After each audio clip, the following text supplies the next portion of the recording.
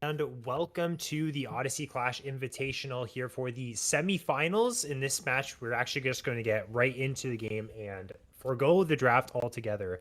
I'm joined on the caster desk today by Claire. My name is Ferris. This is Haram Harem versus Infernia. Claire, how are you doing today? I'm good. I really couldn't be better right now. I was a bit low energy at the beginning of the day, but as it's progressed, I'm pretty excited, and I've been looking forward to getting the cast with you tonight. As we couldn't yesterday, but and Well, looking we're at this, we're gonna getting we're in. gonna kick it off right into the thick of things. Right off the bat, we're 10 seconds into the stream, and we already have first blood. King Kublai gonna pick that one up off the initial invade here. Juka running for their life. Mr. Miyagi gets one back there for Infernia, so 1 for 1 in this exchange. Both of these teams finding each other inside of the top jungle there on the red side. Yeah, no, it's just gonna be a quick 1-for-1 that in this first minute into the game. Looking at these team compositions, now as we finally do get a break, as everyone's back in, gonna be resetting towards the start of this game. Minions just spawning, so. Neither jungle should be missing that first camp, spawning at 1:30, but, looking at all these team compositions, it is looking like, both are just pretty normal as we see in every week in the Clash, a lot of comfort picks, not like super duper meta stuff, but, look at this bot lane, it is kind of like what you would see in high level pro games, but just pretty chill.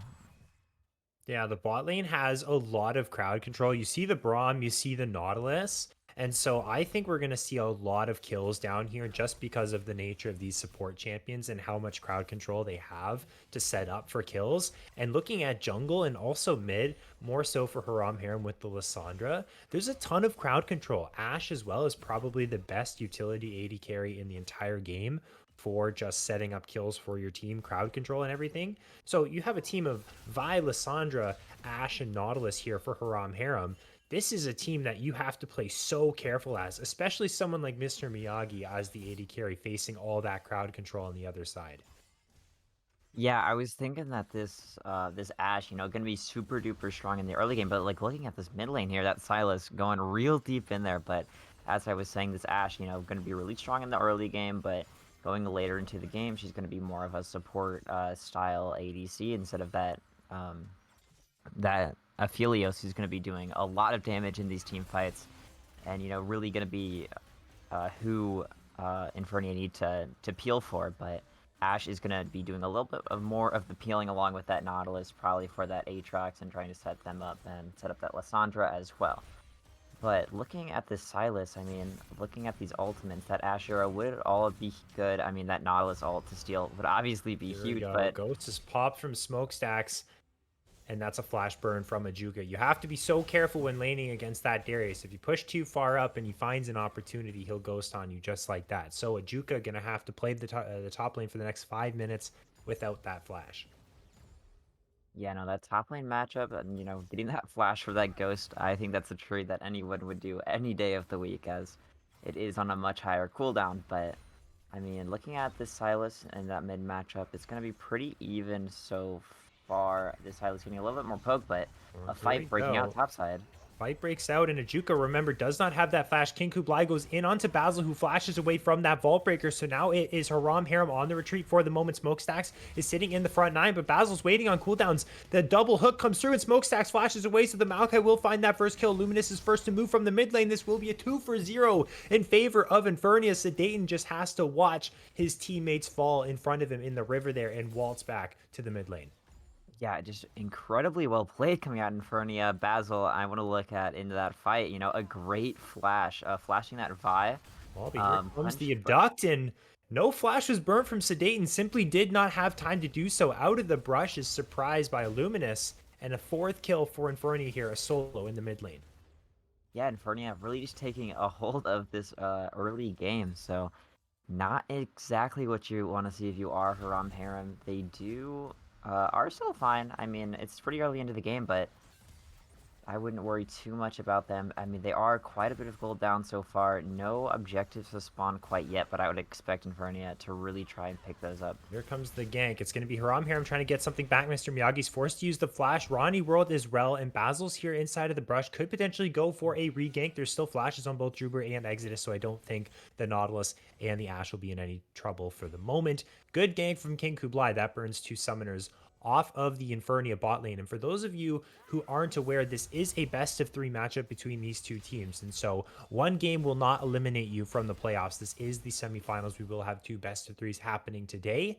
And then all that will be left after this stream will be next week will be that best of 5 grand final between the winners of the 2 matches today. And so we've already started off 5 minutes into this game. We have 5 kills, averaging that kill per minute. And we know how these games go in the Clash Invitational. Once the snowball starts, it just rolls and rolls until it's completely unstoppable and it absolutely wipes everything off the map. We'll see if this game is that way for Infernia, as they're the ones to pick up the lead for the moment. Sedaten could have gone in there with that Glacial Prison, but the hijacked one, Illuminous does pull the trigger and will find that kill. King Kublai, not yet level 6, can't follow it up.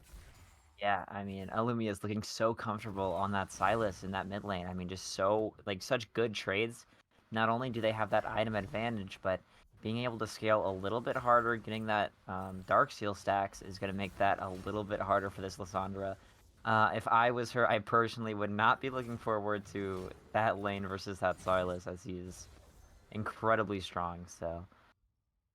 And Yeah. Silas is one of those champions that can absolutely take over a game very quickly when he starts to get a lead. And like you said, Claire, the Dark Seal, I mean, it's only at 2 stacks for the moment, so some more kills and assists are going to have to be accumulated to really bring it up to its true potential. But a 3-0 Silas at 6 minutes and 50 seconds into the game is a frightening trend for the Haram Harem squad. And right now, Ajuka could be in some trouble. Smokestacks does pop the ghost, but Ajuka matches that movement speed with the World Ender. But there's the 5 stacks. There's the Noxian Guillotine. Smokestacks solo kill for the Infernia top laner. Both solo laners on fire. 7 minutes in. It's just looking so comfortable at this top side of the map. I mean, this bot side, we have seen a little bit of struggle coming out of this Aphelios. I mean, that Braum has gone down one time. That is the only kill that Haram Harem has found, has been focusing on this bot side, but, I mean, they need to pick something up here in these solo lanes if they want to get back into this. I mean, that Vi is looking incredibly strong in that jungle, has been able to path and try to help her lane. So you can see her in the top side now, just catching that wave so it doesn't go to waste. But is about 22 CS up on that Maokai. Does have a kill, but it is looking that she might be the way that Haram Harem need to get back into this game. I also think that Infernia does outscale Haram Harem into this game. You know, that Aphelios gets incredibly strong later into the game. Just so much damage in these team fights. I mean, and I feel like that Ashe might not be able to match it. Yeah, I know. A snowballing topside would also help out that Aphelios as well. A comfortable transition into that late game. And so now Basil gonna pop that Nature's Grasp, but Exodus and Drubert both have their summoner spells. I'm not sure if they are going to die inside of this gank, but Drubert goes right in, followed up with the cease and desist from the Vi, and Exodus is on the board with the 2nd kill of the game for Haram Harem, and they're looking for more. Sedaten has now moved from the bot side. Luminous is down following, but not going to be here quite in time. It's a double kill for the Ashe, and now Basil tries to remedy the situation, but there's nothing for him. A 3-for-0, and you mentioned it right before this play happened, Claire. The Vi needed to make something happen to bring them back in this game, and it has done so on the bot side. But now Smokestack's looking for another 1-versus-1. Ajuka's going to flash away, and Smokestacks will not follow because that flash was just coming off of cooldown. So Ajuka escapes in the top side, and now Chemtech Drake will be started after the successful bot play. Yeah, I'm just looking at this, these items, itemization coming out of Infernia. We do see that Maokai. It does look like they're gonna go pretty. Could look for a contest here and has stolen the cease and desist and will use it onto the Vi. It's the hijack stolen ultimate. Now Druber gets involved in the play with the depth charge, and that's actually the first kill. It's going to go the way of Haram Harem, but now Mr. Miyagi is here. It's a 3-versus-1, and Infernia gets that double kill, does Mr. Miyagi, and they're getting themselves back on the board. Could potentially make it a triple kill. There's the concussive blows to stun up the Nautilus, and now what looked like a nice play for Haram Harem has now been flipped right on its head. Triple kill for the Infernia AD carry. Yeah, 3 for 1. I mean, Infernia, that Aphelios is just getting stronger with each and every kill, and unfortunately for Haram Harem, that shutdown on that Silas does go in the way of Nautilus. So Druber, getting that extra 300 gold, but I mean, it's not going to be what's going to get Haram Harem back into this game. Smokestacks just getting that recall stopped there by Ajuka. I don't think that's really too much of a deal. Just probably backing potentially could have their item at this point in the game. Maybe just backing or trying to bait out that push into that bush. But it does look like Smokestacks is doing whatever they want. But Illuminous getting in there. Luminous finds the root with that Everfrost, and it looks like it's just going to be a 60% HP trade. But if you're a Sedaten and the Silas trades are taking out 60% of your HP, well, you're not really having a good day inside of that lane. The Silas was shut down in the previous play, but did go over to that Nautilus. Sedaten has to play so careful. It's hard for Lissandra to play against a champion like Silas because you don't really Silas isn't someone that's hindered as much by lockdown CC as a lot of Lissandra's typical matchups. Like you normally like to play Lissandra into champions like LeBlanc, like Ari, who if they do get CC'd, they might pop immediately. But Silas is happy to be in those front lines, taking up a little bit of damage for the squad. So Lissandra has a little bit of a harder time, and especially when Silas is so far ahead, it can get very tricky. We see it first thing there in those trades, but the Rift Herald was secured on our screen there for Haram Harem. So they have been on top of the neutral objective game, even with the dragons. So if the next little bit of dragons go the way of Infernia, well, at least it won't be a 22, 23-minute soul threaten from the side of Infernia because that early dragon was picked up for Haram Harem. Yeah, no, just looking at that, as you said earlier, that Silas can cause a lot of sustain, but we might see a bot fight here. King Kublai just getting in.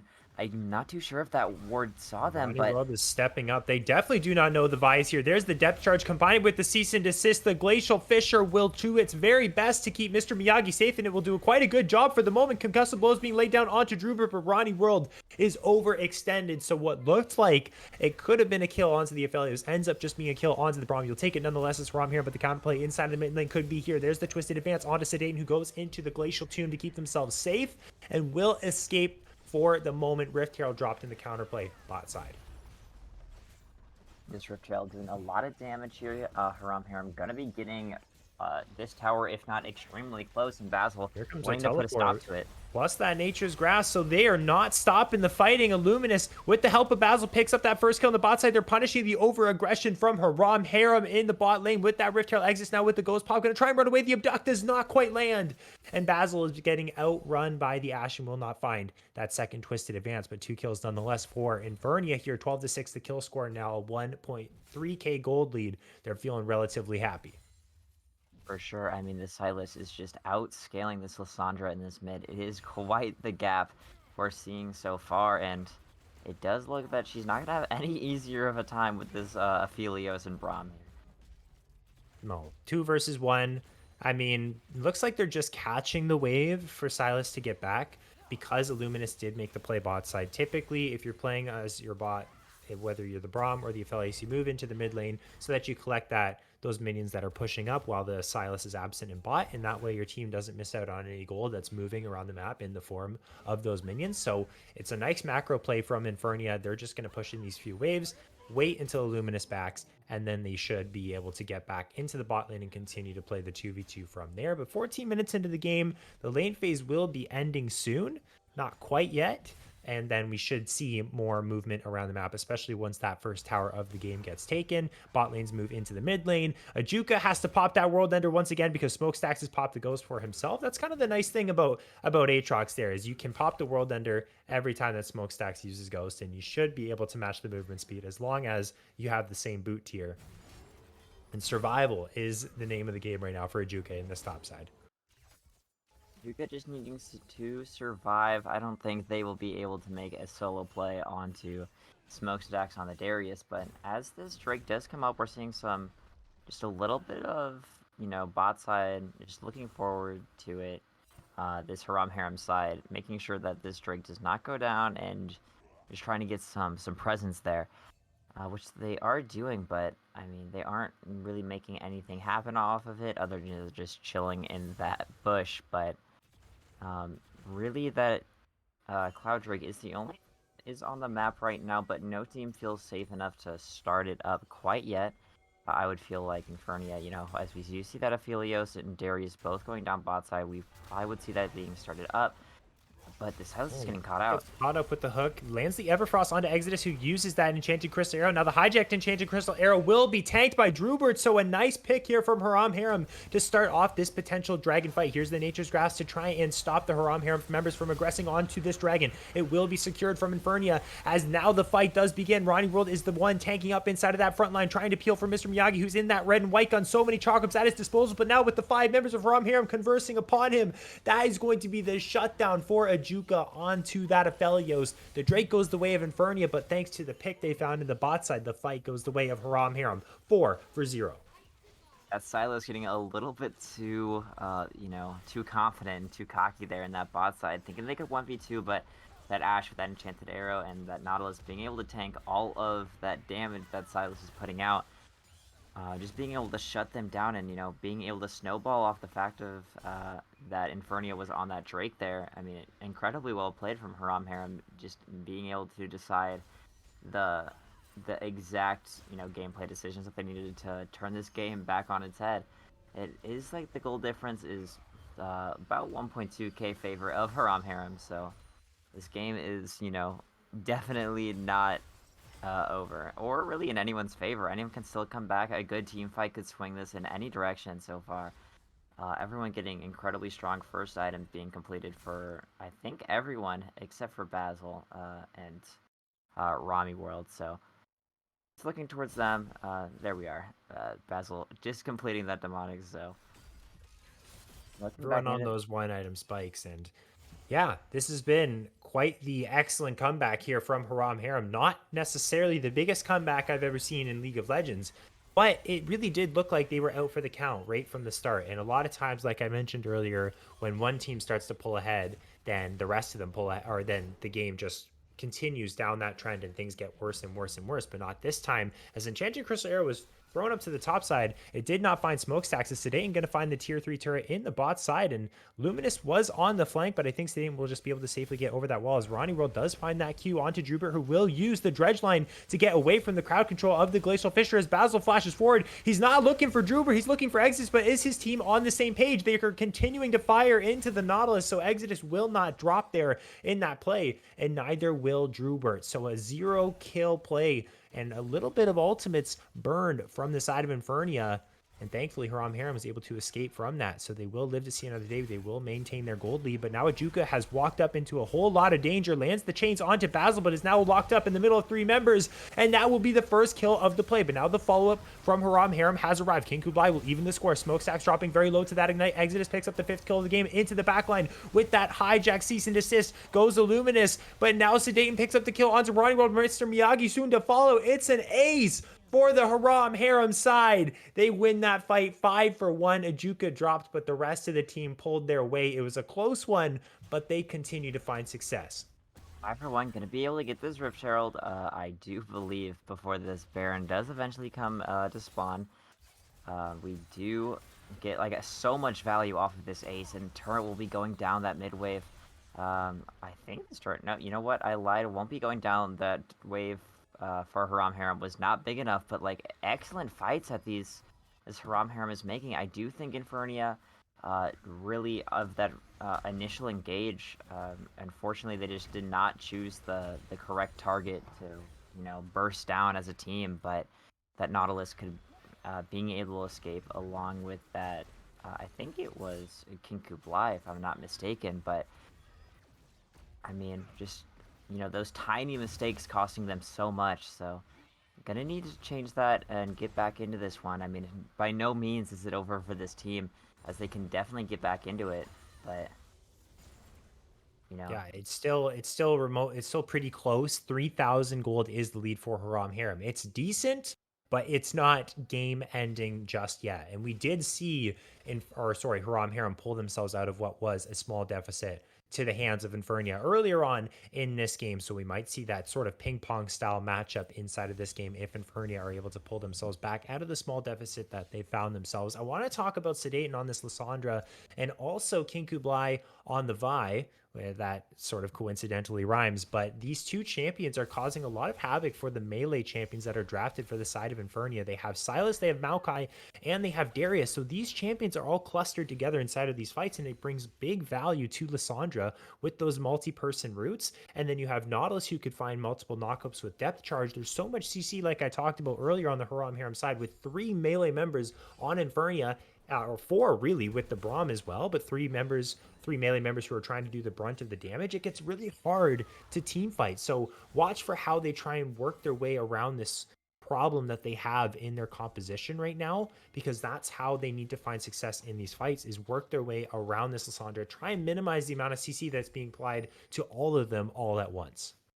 Yeah, no, for sure. I mean, definitely just deciding to 5v5 team fight and make their way uh, into that has just definitely not been working out for him, needing to find a pick onto one of these members and activating that Oh, Aphelios. here But comes the fight. Dredgeline and the Enchanted Crystal Arrow will miss the key targets, and into the backline goes King Kublai, who will be able to take out Mr. Miyagi with the help of Sedaten. And in the backline was Smokestacks, but he was taken out by Ajuka and Exodus. Drubert found the kill onto Ronnie Rolled. Locked up in the front line is the Maokai, pick after pick. It's like picking apples off of a tree for Haram Harem. Every single kill is being meticulously taken apart from the Infernia side, and now they get the tier 2. Now that fresh Rift Herald should be able to drop this inhibitor as well. I don't think they can go for the end, as Mr. Miyagi has already respawned from the Death Chamber, his teammate soon to follow. But without even a fight at the Drake, they get all the towers that they needed inside of the mid lane. They get the 5 kills. Now they can turn their attention over to the Drake. They're finding infinite success in these fights. Rom here, I'm just looking so much more comfortable. As you said earlier, I think it does have a lot to do with their composition. I mean, everybody, just all 5 members has some form of CC into their kit. So being able to team fight as 5, they can, just decide whichever person they want to focus, and that person, whoever it is, it could be that Aphelios, that Silas, whoever will be doing the brunt of Infernia's damage, they can just call it out. We want to focus Mr. Miyagi on that Aphelios, and they can CC them for the entire fight in duration, and then it's just over for Infernia. But Infernia, I mean, it's Well, looking. has to be careful. Will dodge away from the Enchanted Crystal Arrow, but is now being flanked by Sedaten. Does have the flash, could try and get over this wall, but the cease and desist will follow, plus the Glacial Tomb. That's Jungler down, and that will be Mountain Drake to go the way of Haram Harem. And I like what you were mentioning there about the Vi Lissandra duo in those fights, Claire. It's really nice how Haram Harem are fighting these team fights. They have Ajuka and Druber and Exodus in the back line. The Nautilus and the Aatrox are protecting that AD carry. And then you have that backline dive duo in the Vi with the cease and desist, and then Lissandra with the follow-up with her E ability. Mr. Miyagi simply has no chance. He does have cleanse, but in these fights, it hasn't been enough to keep him alive. And so they're really team fighting in this nicely split gang of 2 and 3 people, as now we see Illuminous tries to find the 1v1 against Sedaten, does flash forward, use the hijack Glacial Tomb, and will find this kill. But on the other side of the map, it's just a distraction because the Baron is going the way of Haram Harem, who did find that pick onto Basil earlier in the play. And with that advantage, Jungler being down, they secure the first Baron of the game at the early time of 23.5 minutes.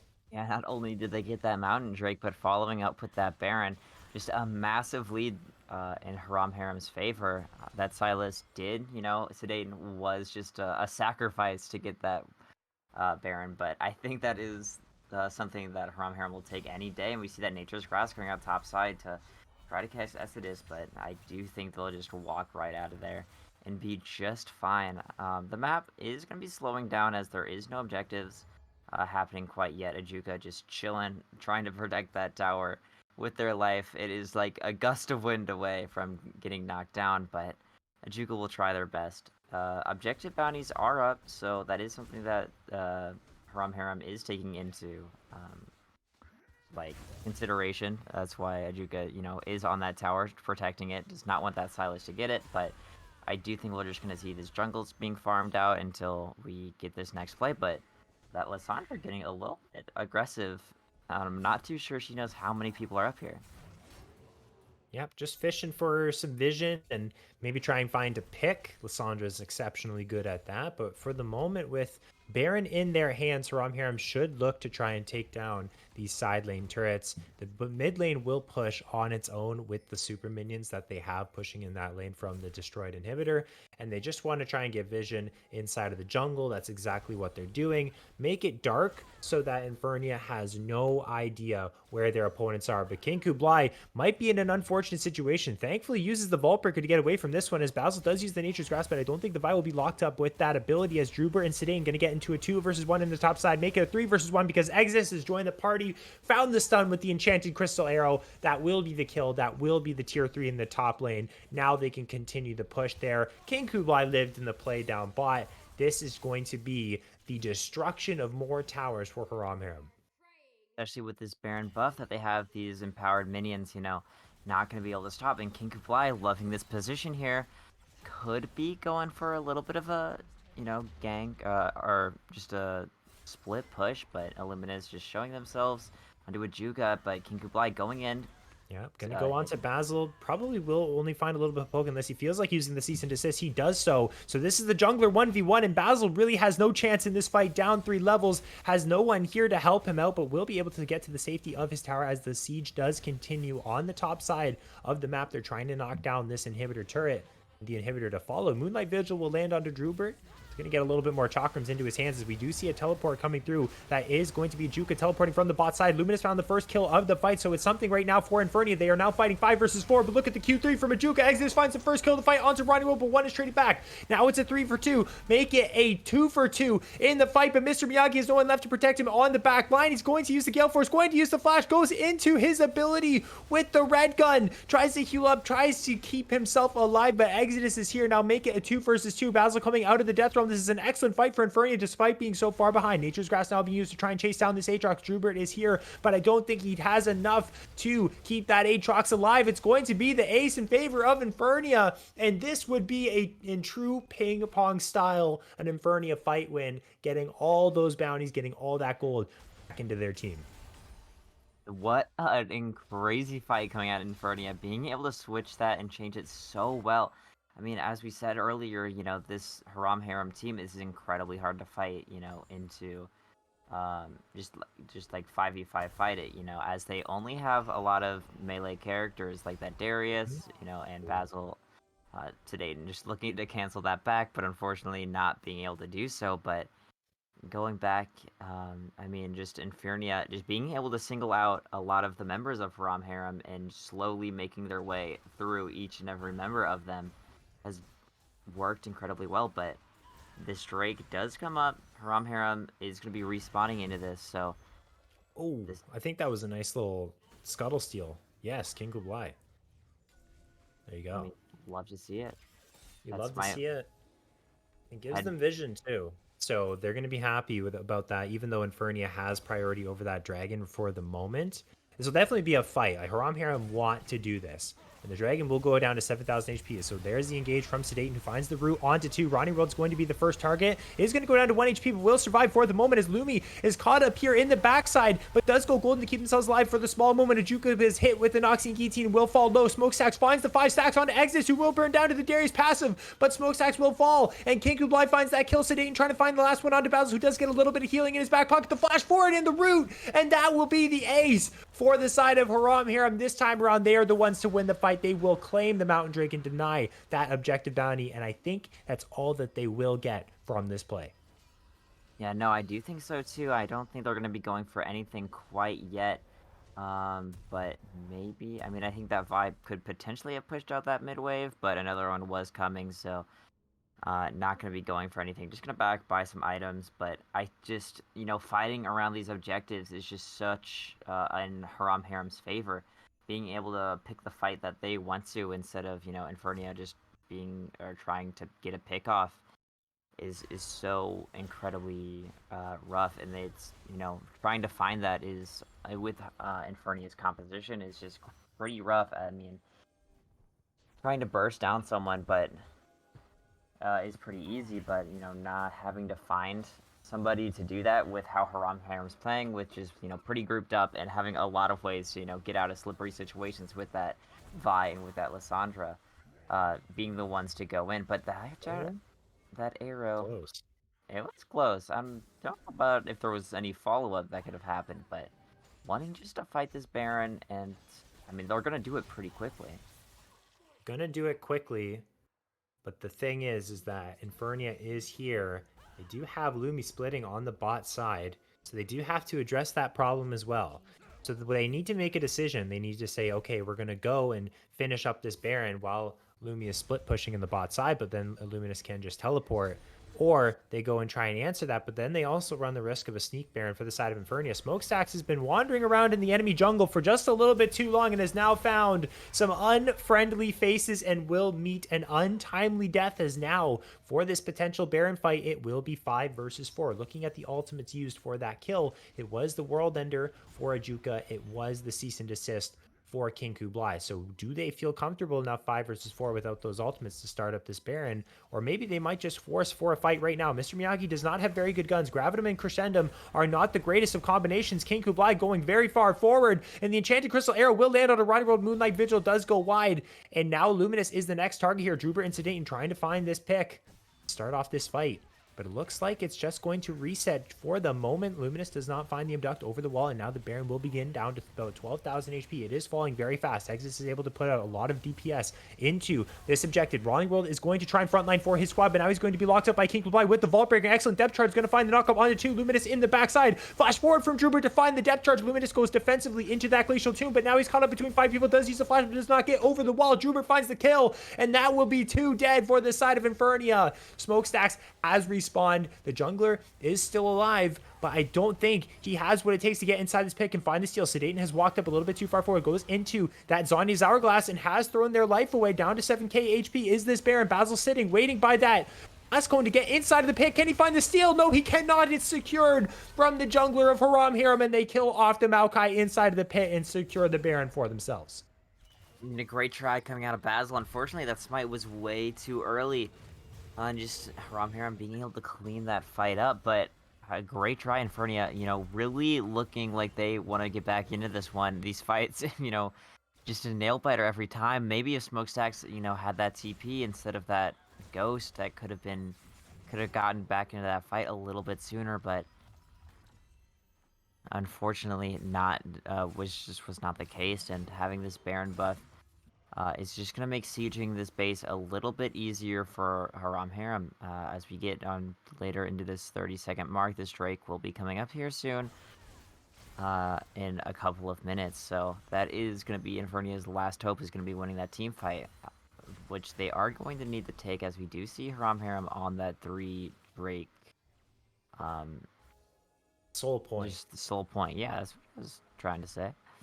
Yeah, that soul point is not something that Infernia is going to be happy about. It means that they have to contest this dragon, lest give away the powerful mountain soul to the side of Haram Harem. I also want to give a quick shout out to Exodus in this game. Look at that KDA, 11, 2, and 22. That adds up to 33. This guy has 33 out of 34 kill participation as an 80 carry. That is absolutely crazy. I looked down to see 22 assists for the ADC as well as 11 kills. I could not believe my eyes, as the Enchanted Crusader does land onto Ronnie World. That's not necessarily the priority target that Haram Harem has wanted. And that Mountain Drake spawning very soon. Fight should break out there.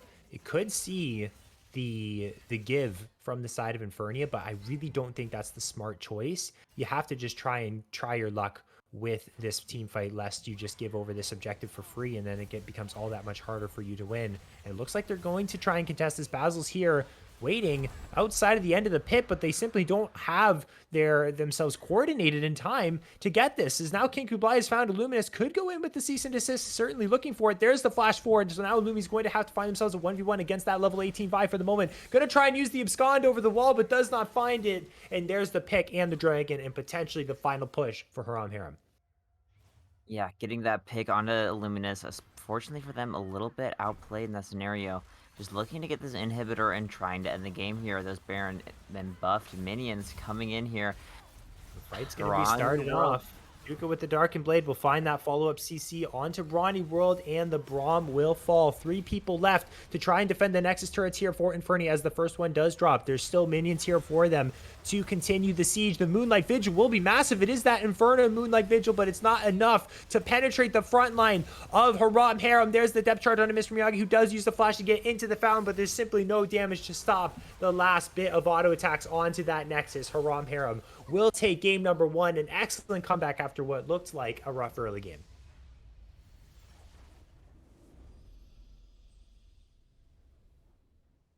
And after this game, so we have finished up game number 1. Remember, this is a best of 3, and we will head to a very small break before we get into game number 2. So don't go anywhere. We'll be bring you back for game number 2 in a moment's notice.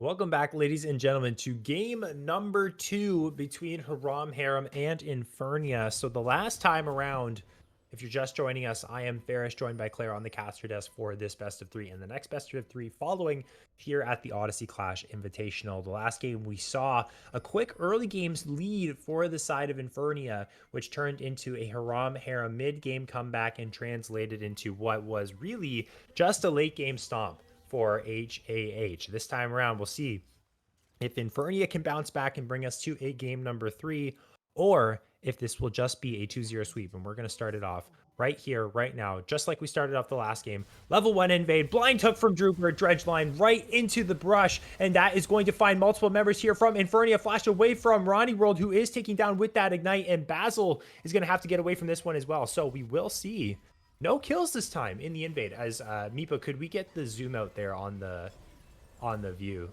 just because we're a little bit zoomed in here? They're quite zoomed in. We can really see all the detail on these champion skins here. We could see the detail. That is true. Break it down for us, Clay. We didn't see a kill in that play, but we do see a few summoners burned. Yeah, no, a few summoners were definitely burned in that fight, but I mean, unfortunately for both these teams, their invade is not going to be as good. You know, those Lux is that Jinx, just really quite weak level 1. You're not going to see a lot of damage coming out of them. So most of these players, you know, I mean, most of the just champs in this game are not great level 1. That Wukong is quite strong, but Unfortunately, just not any kills going across there, but like a lot of flashes were burned, especially for the side of Haram Harem. We do see that flash in that top lane um, being burned, so gonna need to watch out for that. Smokestacks can definitely take advantage of that. You just with that Darius being able to run down and get that Aatrox when they least expect it. So hopefully that was communicated. But looking into this bot lane, we are seeing this Jinx versus Kai'Sa. So this Jinx is definitely not gonna wanna be too aggressive early on as she isn't too strong, but this Kai'Sa definitely could make a lot of stuff happen. And we're seeing Drubert back onto this Nautilus as they did so well on it last game, being able to shield and position so well for their AD carry. So if I was Exodus, I would feel pretty safe as Drubert will definitely have your back in these fights. Yeah, and can frontline for you quite nicely and set up a good amount of crowd control so you can combine that with the flame chompers. And then even as Jinx, who is a champion that people always think about for her strength in the early game, you can actually win in these 2v2s early on in the bot side. You stack up your lethal tempo, you get your passive attack speed with the minigun, you switch to fishbones, and especially against a low range marksman like Kaisa, you can actually really win the 2v2s through your range advantage. So I'll be interested to see how this bot lane matchup goes. But I also liked how you pointed out the flashless Aatrox for the next 2.5 minutes here. We did see very aggressive laning from Smokestacks in game number one when we did see this exact same top lane matchup. So without the flash, Ajuka does have to be very careful because Smokestacks does have that extra ability to run you down when you don't have that summoner spell available. But it's almost on its way back up. King Kublai is around in the top side. So likely Ajuka. I won't try and cast or curse the Haram Harem top laner, but should be okay even without that flash. As we do see Basil moving down into this tri-brush. Has not been spotted out. Exodus and Drubert do not know that the Wukong is here, but we also don't know what's being communicated from the team. Look, they're trying to pull the trigger on this play, but there's the Zenith Blade to get it to go. And that was a very odd dredge line. I'm not sure how that did not hit that Leona. It looked like it should have, but Exodus has to burn the flash. Mr. Miyagi will not find the kill onto the Nautilus there either. And so, still a successful gank. You burn the flash on the Jinx. I think you're happy about that. Yeah, no, getting that flash, but that Kaisa also, we do see that flash going out of her as well.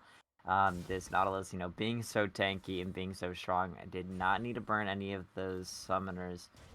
Was just chilling in that team fight, and it was a bit odd how that dredge lines that you said on. I thought it would at least hit one of the three people that were there, but did not happen. And this Nautilus that uh, that bush does not have any vision in it, but just Yeah. Oh, Drubert's just going to throw the hook in blind. Might have saw them go in earlier, and now Ronnie World will aggress onto that Nautilus, but the flash will be burned, and Drubert will get out to safety. Yeah, talking about that last play where we thought that Nautilus hook should have hit, I think that's the first time in League of Legends history where we thought a Nautilus hook should have hit rather than shouldn't have hit yeah, with that messy hitbox. it's got a large hitbox, and so it is a bit odd. But looking at There's a this mid root from engagement, Sedate. So Lumi Sedane, taking a I'm lot not of damage in the mid lane. not too Good sure one, that Quick. he'll be able to take down that Castanet, unfortunately. But looking at the Lux's runes, I play quite a little bit of Lux, and you can build a lot of rune pages on Lux. Interesting that we aren't seeing the. Why can't we're not seeing Dark Harvest, which does make a lot of sense, but we're also not seeing any of the other room pages that she does like to go. Wait a second. She can go comet, she goes sometimes can go electrocute. You also see the support runes as well. Sometimes when you build support Lux, you can see summon area, you can see guardian if you want to go for that more defensive style. But inside of the mid lane, yeah, you go comet for poke. I think that makes more sense into a Kassadin because the extra magic resist from his passive will make it harder for you to burst him down. So getting that slow poke down and whittle him down slowly to health point percentages where you can finish him off with your light binding combination, I think that's the right choice there for Sedaten. And we actually really haven't talked a whole lot about Lumi's Kassadin so far.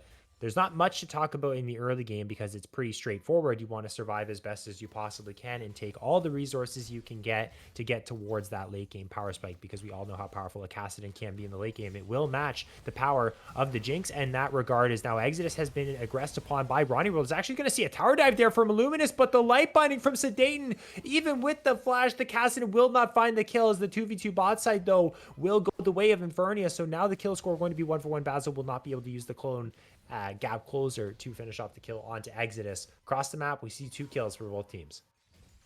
Yeah, no, 1-for-1, that first kill is going over to that Lux, so she will get a little bit of reward on her next back. I would assume we are going to get like a Lost Chapter by just looking into this. We're definitely going to be a Ludens. That's what she builds most of the time. So, Lost Chapter, potentially a Blasting Wand if that's what she's feeling. But no, I think that is a much more understandable build going over to that Lost Chapter. But, you know, the Kassadin and Lux, especially at that level 6, is really where both of those champs do excel. That Kassadin damage, a lot of it coming through that R, that's on an incredibly low cooldown, but is not going to be able to use it too much because of, you know, mana issues early into the game. So I would watch out for him late game, as you said, we're saying earlier. But that Lux R is also incredibly powerful, and especially on a low cooldown. So everyone is going to need to watch out, especially that Kaisa, who is not the most tanky player on the Rift. And what we've seen in this game is a lot less kills than we're used to seeing at 8 minutes. Only 2 at the 8 minute mark is quite rare for the Clash Invitational, with 2 neutral objectives up and available, that being the Cloud Drake and that Rift Herald. We've yet to see potential fight breakout, a team fight rather, at least between the bot side members and the junglers. But we could see that coming up very soon. It's now Basil with some interesting pathing, trying to get over that wall to sneak up on Sedaten there in the mid lane, but too far back towards the turret. The wave state not quite in the favor of Infernia in that play. And so Sedaten will stay alive. I mean, Luminous, aside from that little hiccup in that tower dive at level 6, you're doing quite well for yourself. You're within 5 CS. You're not getting pressured too hard because Lux doesn't output a ton of damage, especially when you have that 15% magic resist in your kit from your passive. This Kassadin is having a good old time here in the mid lane, as we do see the freeze and King Kublai waiting in the wings, trying to find that gank onto Mr. Miyagi and Ronnie World. Not going to be able to do so. Yet to see who's going to start up this Cloud Drake, as King Kublai right on cue does so. Could potentially see a 3v3 coming up soon. Yeah, 3v3, you know, just wanting to get both of these objectives, but wanting to set up a gank here first, and I am not too sure that Basil even knows that King Kublai is on this. Light binding plus the final spark. Illuminous was not anticipating that burst coming through from Sedaten. And that's going to be the dragon secured for the side of Haram Harem as well. King Kublai will get out of the pit with the Vault Breaker, and Basil fails that clone hop over the wall, so will not be able to pursue any further. I think Illuminous should just be chilling out for the moment. You're playing Kassadin, you want to scale, and you're giving over free kills to the Lux. It's kind of counterintuitive here. Yeah, no, giving over kills to, you know, Lux, who is so... Blade. Ronnie World goes in. I'm sorry, Clara. They keep fighting right when you want to speak, and there goes the cease and desist onto Mr. Miyagi. They did, in fact, engage when King Kublai was in the area, ready for the follow-up flash forward from Drubert. Will be answered with a flash of Ronnie World's own. The Vault Breaker will go backwards, but Exodus flashes forward, and we see so many people getting aggressive underneath the turrets, but it does not end up working in their favor. Exodus is the most recent victim. Wanting to get Mr. Miyagi there, but just a little bit too big, just a little bit too creative going for that flash, and just did not expect Ronnie World to have that stun up. So probably the best play. I would feel like Exodus probably wants that one back, but you know what? It happens. Sometimes you're just caught by the blinding, you know, kill, wanting that plus 300 gold and just not being able to find it. But as we were talking about earlier, yeah, that Kassadin is not going to be super duper strong in lane yet, and definitely not being able to go for too much aggressive plays, especially on this Lux. You can play really far back and really quite safe under her tower if she does want to. But this Kassadin is just opting to play incredibly aggressive, trying to play as aggressive as that Silas maybe by that last game, but Just not the smartest idea I would go for. And I think it's not necessarily the worst idea to think aggressively because it's not like the fights weren't close. As we do see, there's a solar flare onto Exodus who does not have cleanse available, and Mr. Miyagi with the plasma passive is able to do so much follow-up burst damage in Exodus without the support who did roam for the Rift Herald that they are claiming in the top side right now falls so quickly. It does fall fast. That's, both objectives, these two first neutral objectives, going in the way of Haram Harem. But Infernia is getting some objectives or like some value back, getting these plays in the spot side, while that Nautilus is up there helping their jungler out, which is pretty good. But going back to this mid lane, we might see a skirmish happening here. Illumia's just needing to stay under that tower, but going back in, it's a lot of damage. It is a Honestly, lot of but damage. It's a short trade, but Basil over the Raptor wall and is now flashed forward. Sedaten is locked up by the Cyclone, and there is the shutdown that Illuminous wanted so badly as Drubert goes in with the Dredge line. There's no follow-up for the moment, but King Kublai is here. There's the Super Mega Death Rocket that does quite a small amount of damage when Illuminous is not in execute range. And so the Castellan will pick up that bounty that was on Sedaten's head. We'll be feeling happy about that, remedying the mistakes of the earlier plays. yeah, no, getting that Rod of Ages online and ready to get it scaled up. But looking at this top lane, I mean, nothing really has happened. I mean, we've just been so focused on every other player of the map. We haven't even really gotten a chance to look at this Aatrox and Darius, matchup that we did see last game. It was a lot more bloody, but I don't think Smokestacks is wanting to play as aggressive as they were. Potentially, seeing how that last game went, feeling the matchup and just imagining what they want There's to a do with missed it. solar flare, Zenith Blade, and you can't keep doing this Infernia bot lane. They always want to go in when King Kublai is waiting, because great jungler intuition from that Haram Harem jungler, and they pick up the shutdown. 450 gold goes the way of King Kublai. Now Basil joins up inside of the play and does find the trade kill onto Exodus, and now they might try and continue. Ronnie World probably waiting for cooldowns, waiting to find his Zenith Blade onto either Druber or King Kublai. The dash forward from Basil is now teleport flank from behind. This is going to be a Juko joining the play. Druber finds the dredge line onto Basil. He's locked up outside of that turret. I think King Kublai is going to win that 1v1 as Ajuka picks up the second kill on the top side. So it looked like the turnaround was happening for Infernia, but instead a 3-for-1 in favor of Haram Harem. 3-for-1, that's going to get Haram Harem back into this game. They were a little bit of gold down. It's about like 1k, maybe 800, but getting those 2 kills is going to be huge to get them back into this game. And this Cassidy just wanting to return to this mid lane, want to see if they can catch this Lux out, but it's So just light gonna... binding, we'll root him up. Yeah, just gonna look for some small trading. I'm not too sure that was super worth for Illumias, but I mean, they're playing Cassidy and they'll be just fine being able to get out. But Ajuka's coming back. They did secure their kill off of that TP play onto the bot, so incredibly good awareness coming out of them, just to be able to catch out and work with their team. But TP coming... Oh no, that was just a recall. My apologies. I am... Well, here we go. They will not stop fighting in the bot lane as they should, because that Leona and that Kaisa can be a strong 2v2 duo. As we saw off camera, Basil has slain that Lux. So Sedaten does go down, but here's Ajuka who's made the roam down from that top lane, is able to trade it back 1-for-1. Ajuka's been the savior thus far for the side of Haram Harem, always evening up the score for them. This Aatrox is online. This Aatrox is definitely online. I mean, building into this... this... I cannot speak, Jesus Christ. But building into that, so... I mean, this is There's the Zenith Blade. always... Ronnie World has found Druber. Mr. Miyagi with the Acathian Rain finds that, but the 1-for-1 will be here. Ajuka, once again, did they expect the Aatrox to be bot side? Maybe so, because Smokestacks was here for the Dragon play. And another 1-for-1. 7-7 is the kill score 10 minutes into this game. We have seen a whole lot of action, but this time around, there's no real clear-cut winner. 200 gold separates both these teams. King Kublai Vault Breaker over the wall has to give up priority of this Drake. I think it will go the way of Infernia. Their health bars are a little bit more convincing for this situation, as Ajuka has found Lumi, But that Caston with the Rift Walk can get right out of those changes. This Aatrox is getting overly aggressive. Might have found themselves a sticky situation. The Flame Chompers will root up that Darius. Smokestacks is going to be stopped for the moment. Luminous does go over the wall. I think this play is dead. Unless Ajuka steps a bit too far forward. They're waiting, hoping that he does. But in the end, I do not think he will. But the Dragon No. goes the way of Infernia. Just recalling onto this board, but Ajuka is going in.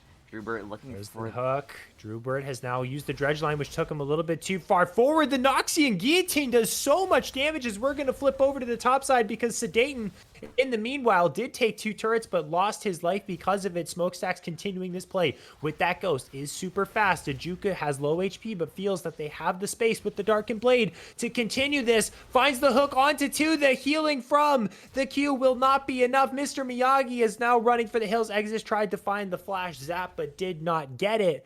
And that was what was a winning play for Infernia. Traded back for a few kills for Haram Harem. And Sedaten, with after losing his life, found 2 turrets in the mid lane. Yeah, no, 2 turrets for like your life. I mean, that's like, I mean, definitely a trade that I would make if I was Sudan, getting a lot of gold for yourself, being and not only gold but a lot of pressure that you make in that mid lane as well. That tier 3 for Haram Harem in that mid lane is still up, but it probably won't be up for too much longer. We do see those waves pushing really far into that mid lane on that Infernia side. But we are seeing Mr. Miyagi and Ronnie World being the 2 that are going to challenge Sedaten into this mid lane right now, trying to catch these waves, and just to make sure that they don't get too far down in their lane to create a bunch of pressure. But looking at this map, I'm seeing a lot more red wards from Infernia, a lot of vision being able to be given out, especially in that top river. So this Baron will be going up, not Baron, my apologies. That Rift Herald is going to be coming up. Another mutual objective that Haram Hera is going to be wanting to get their hands on, but I don't think Infernia will allow that to happen. We see that Wukong pathing topside and could make a play happen on Ajuka. And King Kublai is going to start up that Rift Herald. If we're going to assess the strength of these 2 teams across the board, it's a 1k lead for Haram Harem, a significant lead in the top side with this Aatrox and Vi. A lead in the bot side for Infernia with the Kaisa and the Leona. I have to stop myself because now we found ourselves a dredge line after that Rift Herald was taken. Basil's going to flash over the wall, but there's the cease and desist onto Mr. Miyagi, who's going to reposition with the Killer Instinct, but the depth charge follows you all the way through. The chains will land onto Ronnie World, who will be pulled back. Mr. Miyagi running for the hills. The zap will slow him down. King Kublai trying to find the last bit of damage to kill off that Kaisa. The last auto attack from Exodus will find it, and Basil finds the knockup with the clone to try and disengage. Will get himself out alive, but not his bot lane. You know, a great fight coming out of Haram Harem. Not only did they get that Rift Herald, but finding 2 to bring this, and fighting that Infernia bot lane to bring this this gold lead a little bit larger into their favor. Dayton just getting chased down by Illumius, but a TP coming out. Final Spark will miss. A good sidestep from Illuminus, and will use the Rift Walk to get away from this one, as Ajuka did commit that teleport, and Basil's here for this play as well, but you guys are getting your mid lane sieged right now. There's the inhibitor turret to drop. Smokestacks does find the hook onto King Kublai. Ronnie World trying to try and join this play. The Flash Ward, the Zenith Blade will find Exodus, so the Jinx will be locked up. Drewbert going to try and peel for his AD carry. Ronnie World trying to continue the play. The Dredge line will take that Nautilus away with that gap closing ability, but King Kublai is now the target. Luminous has found the flank, and that's the shutdown going over to the Monkey King. Drewbert being chased down by Mr. Miyagi, trying to put in those last few auto attacks to finish off the kill, but the flash over the wall will take the Nautilus to safety, and that will be the play fizzled out. So what was an inhibitor tower taken was traded back with 1 shutdown in favor of Infernia. Still, not necessarily the best trade there, losing all those turrets. Yeah, I mean, that inhibitor just, you know, on such low HP, about 20% maybe, but this game is incredibly close. A 2k gold lead here, or not even, but 15k about. But at 20 minutes, it could really go in anyone's favor. We're seeing this, that Baron is up at this point, but no team can really go for it. No team is at all strong. I feel like starting that would quite be a death sentence at this point in the game. But we're seeing Drake go up here. In a little bit, it's going to be Ocean Soul, so both teams would benefit so greatly from its, you know, sustaining properties. And Z8 coming up right now, we would need a lot of vision. I would assume both supports are wanting to set up for this, but It's not looking like this Leona is going to be in this play. This top tier one is going to be going down. Going to be a lot of just pressure that this bot lane is going to be receiving. But this wanting to get traded out by Infernia in that mid lane. So See a 1v1 in the top side. Luminous and Sedane have been going back and forth at it with each other for so long, and now the next addition into that 1v1 chapter is going to be in the light binding onto the minion. Sedane just trying to clear the way. The flash forward from Luminous, plus that Riftwalker, so close, and will finish off that kill. The team rotated up to try and help him out there, which will concede that Ocean Drake. Could potentially look for a Baron, but it doesn't look like they're going to do so. Luminous continuing to scale, gets the second kill of the game. Second Drake of the game goes the way of the Haram Harem. the way that I'm seeing Haram Harem play right now, it is just looking like Sedaten is trying to make these solo plays that you would expect like those side laners, maybe like a Juka to make happen, but it is going to be Sedaten and it's going to be them dying, but I mean, each of these deaths has gotten quite a bit of value that Sedaten is going for. I think those last two were both out of that mid lane laning phase, so I think the way that Sedaten is like when they're dying and like how they're dying in this game is in pretty well. I mean, you know, dying isn't always great, but the way that they're making it happen is, I would say, beneficial for their team. Yeah, you're at least pulling people over towards you while your team is able to trade something on the cross map. Now the wave will be attempted to be cleared away by Sedane with that final spark, and my goodness, that tower hung on to a very sliver of HP, so Smokestacks is going to have to run for the hill. Sedane gonna try and find it with that Lucent Singularity, but it will be flashed away from, and now the 1v1 in the top side. Luminous gonna get away from this one with the Rift Walker. Sedane, don't walk too far forward. There is a Wukong waiting inside of that Fog of War, waiting for you to step too far forward, or just waiting for you in general, because Basil wants this 1v1. Sedaten's 2 levels ahead, but the fight will not break out as enough space was built between the Lux and the Wukong so that that would not happen. Baron is the only neutral objective on the map for the moment, as we do see still a tier 3 tower in the top side waiting to be taken. It's Ajuka who's trying to get this one, but a very early level 16, might I say, for Illuminous, and I don't think Ajuka really wants this fight anymore. I'm actually shocked with that 10 stack Rylai's. Yeah, this is an early level 16. I was just about to say it. I mean, you just commented on Basil's being level 11 and Sedaten being 2 levels up, and I was like, yeah, that seems about right. I mean, that mid laner is going to be getting a little bit more XP than that jungler, but then I look to Illuminus and I'm like, wow, okay, you know, a level 16 at 24 minutes mid laner is not what I was expecting to see, but definitely going to be quite a problem, especially in team fights, having a lot of sustain. But King Kublai just missing Illuminus uh, with that Vault Breaker. So, looking, I mean, all of the members on the map just making their way towards this Baron pit. I don't know if we're going to see anyone attempt it quite yet, or we're just saying hi, trying to get some vision into this jungle. But there's a light binding on Rani World, but being that Leona gonna have, and having that even shroud, gonna be a lot of sustain, especially with that Merc Shreds as well. Both of these teams are hovering around that Baron. It seems as if Haram Harem wants to start this up and force Infernia into a fight.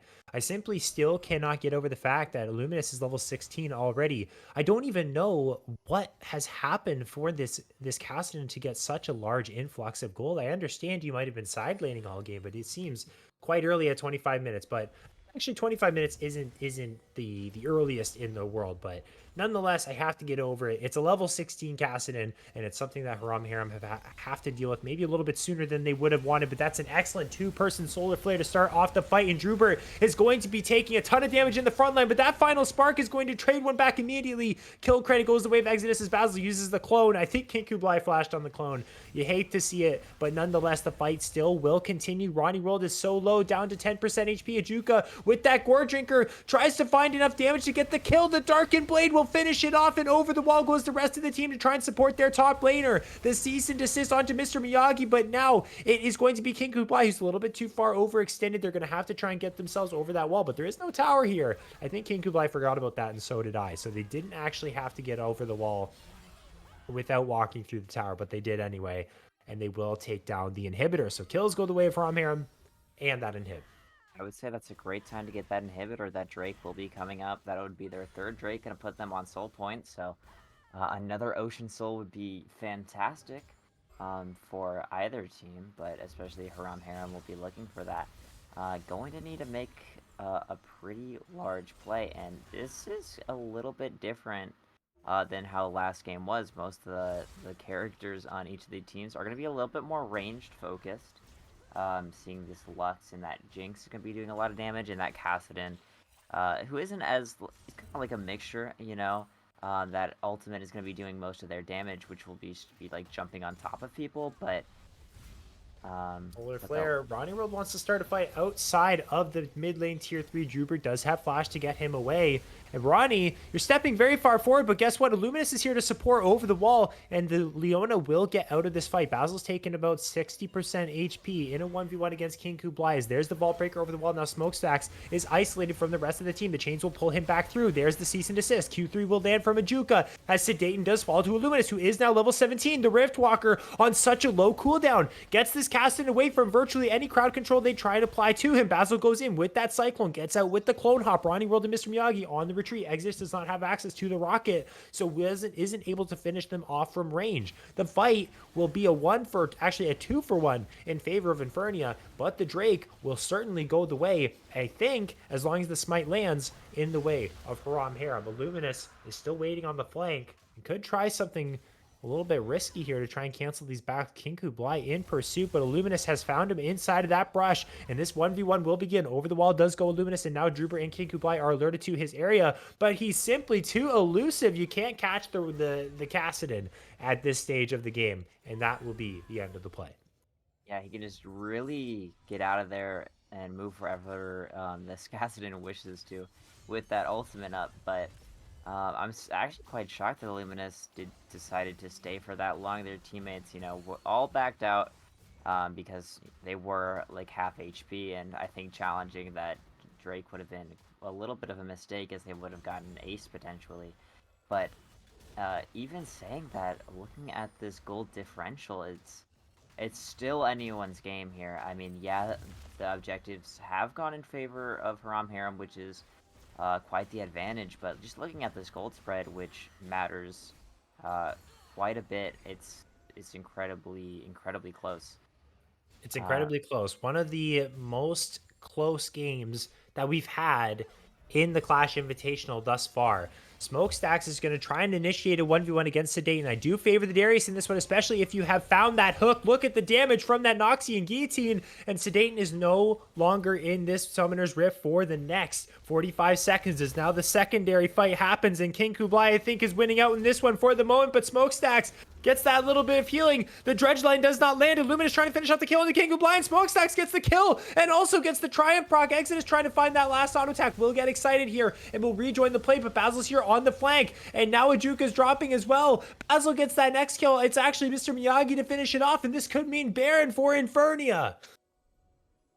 Yeah, I mean, Baron here, just that Darius Bleed doing so much damage to King Kublai, and King Kublai just getting quite a bit. I think they're about 3-ish levels down. But Illuminous just not wanting to end that fight quite yet, and finding that Jinx, just a massive advantage coming out of Infernia here. Going to be able to secure this Baron and hopefully get some objectives, but looking at these super minions that are just sitting inside of the Infernia base, somebody is going to need to back to deal with those, or else they're going to get some turret damage here, but I do think that we're going to get back before they get there. That is the saving grace for Haram Harem, that Infernia is not going to be able to get anything directly off of their Baron take. No current objectives onto this map, but as we were saying, I mean, these games are so incredibly close, and during this regular season that was not tournament play, I mean, these teams finished, I think, 2nd and 3rd, if I'm not mistaken. So, they were in the top 4. I think the remaining teams that are in the tournament right now are our top 4 teams. And Infernia, they have a level 18 Kassadin now who has completed the Rabadon's death cap. So for Haram Harem, you have to focus all of your crowd control attention onto this champion, Otherwise, it will just be let loose in the fight and will wipe the floor with your backline. Exodus will pop like a balloon to Illuminous, and it's so easy to lose track of the Kassadin in these fights. So I really favor Infernia right now, especially so with the Baron. Now they're going to try their luck. So let's see if they can apply my words of wisdom to this fight right here. There's the final spark that will land. Illuminous goes down to about 10% HP. The last attack from King Kublai will find the shutdown. That's exactly what they need to do. But unfortunately, the trade is in. The tier 2 goes the way of Infernia. Inside of that mid lane, Ajuka, will you continue the play? Here comes King Kublai. Does not have access to the cease and desist. They're trying to chase down Ronnie World, who will use the flash to get away for the moment. But that Vault Breaker is on quite a low cooldown. It's going to be dodged away from, but the Darkened Blade will not. Ronnie World is no longer for this world. He uses the Solar Flare to try and peel himself, but Basil's found Sedating on the back line. The front line from the side of Haram Haram so focused on taking out this Leona, they forgot about their Lux back there, who also fell. And I think that will just be the 2-for-1 trade in favor of Haram Haram in that extended play. A 2-for-1, but this Drake will be coming up here soon in this next minute. Drubert just wanting to clear and make sure they can set up for this Drake for have their best chance, and keeping track of this Kassadin. We've seen them want to go on flanks or like different entries into the fight and try to get on Exodus and Sedating into that fight. So needing to make sure that they got all their vision that they can get before they do decide to take a fight. Being able to track all the members of this Infernia roster is, something that is not going to be easy, but can definitely make it happen. I would assume what Infernia is going to be looking for into this fight is Ronnie World getting a Solar Flare, either onto this Jinx or that Lux, just to make them shut down, and having that Kassadin go back in and dive them, potentially along with that Kaisa. But it's gonna make just how it sounds on paper. It's gonna be a lot harder. But there's that Kassadin inside their jungle. It's Sedate, you deep. can't walk that far up, my friend. It's just game over for you. Getting way too aggressive on that cast, and even Ajuka stepping this far forward could be a bit dangerous because Illuminous has really reached not even 4 items yet, but still just so powerful inside of this game, as you saw with how quickly he killed off Sedating. And now that's a 5 versus 4 to start off this Ocean Drake fight. It's not the end of the world if Rom Haram give this one away, but King Kublai finds the steal that will be Soul, but can they get out with their lives? I don't think they're going to be able to do so because Illuminous is unleashed, absolutely wiping Exodus off the map in a matter of seconds. Drubert is next up on the list. Going to use that Dredge line to get away. Ajuka with the movement speed from the World Ender as well will continue the fight with the Darkened Blade, but has actually extended a little bit far forward. Sterix Gage will keep themselves alive, and the siege continues in the mid lane for Infernia, but the soul, thanks to the heroics of King Kublai, goes the way of Haram Haram. Yeah, I mean, what a steal coming out of King Kublai. A massive steal. That is going to keep them into this game for a little bit longer. They no longer have Baron buff on the side of Infernia, so getting that mid-tier, just that inhibitor turret is going to be a little bit harder, but they are going to take the reward of the entire top side Haram Haram jungle instead.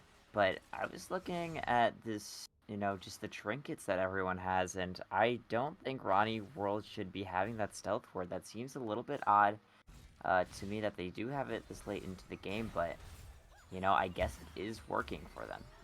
We see a pick onto Smokestacks. There's the final spark, getting too aggressive in the side lane.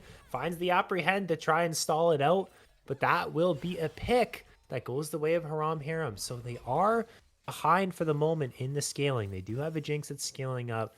The Cat Luminous has run the show for the moment, but if they continue to find picks like this, especially on the key targets of Infernia, well, Haram Haram can still pull out this game with a win.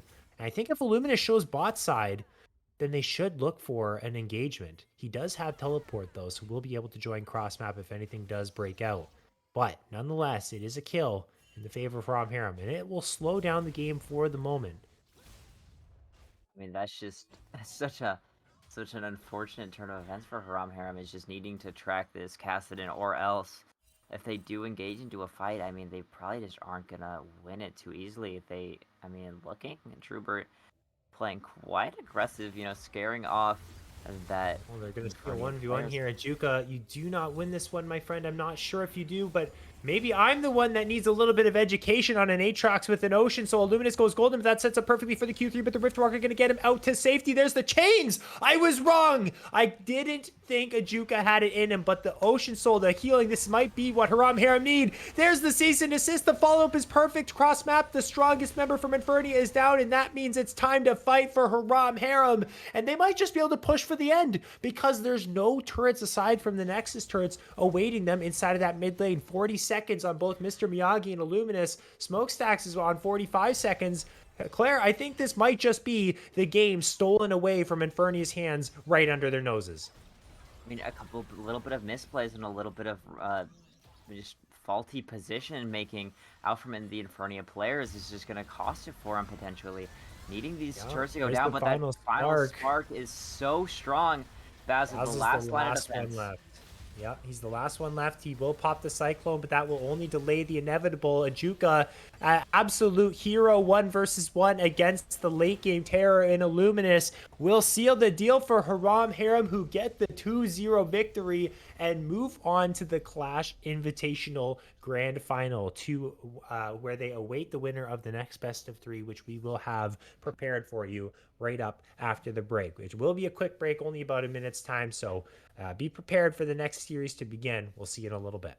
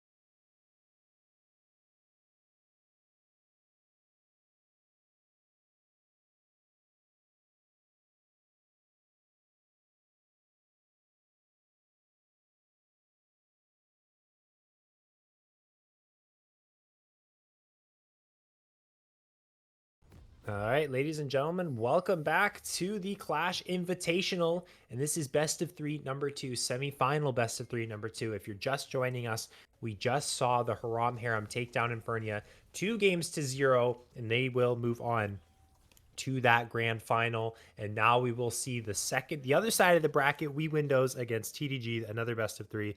And we'll see who will get the better of who in this series. I am Ferris, joined by Claire on the caster desk if you are just joining us. And we have a Blitzcrank.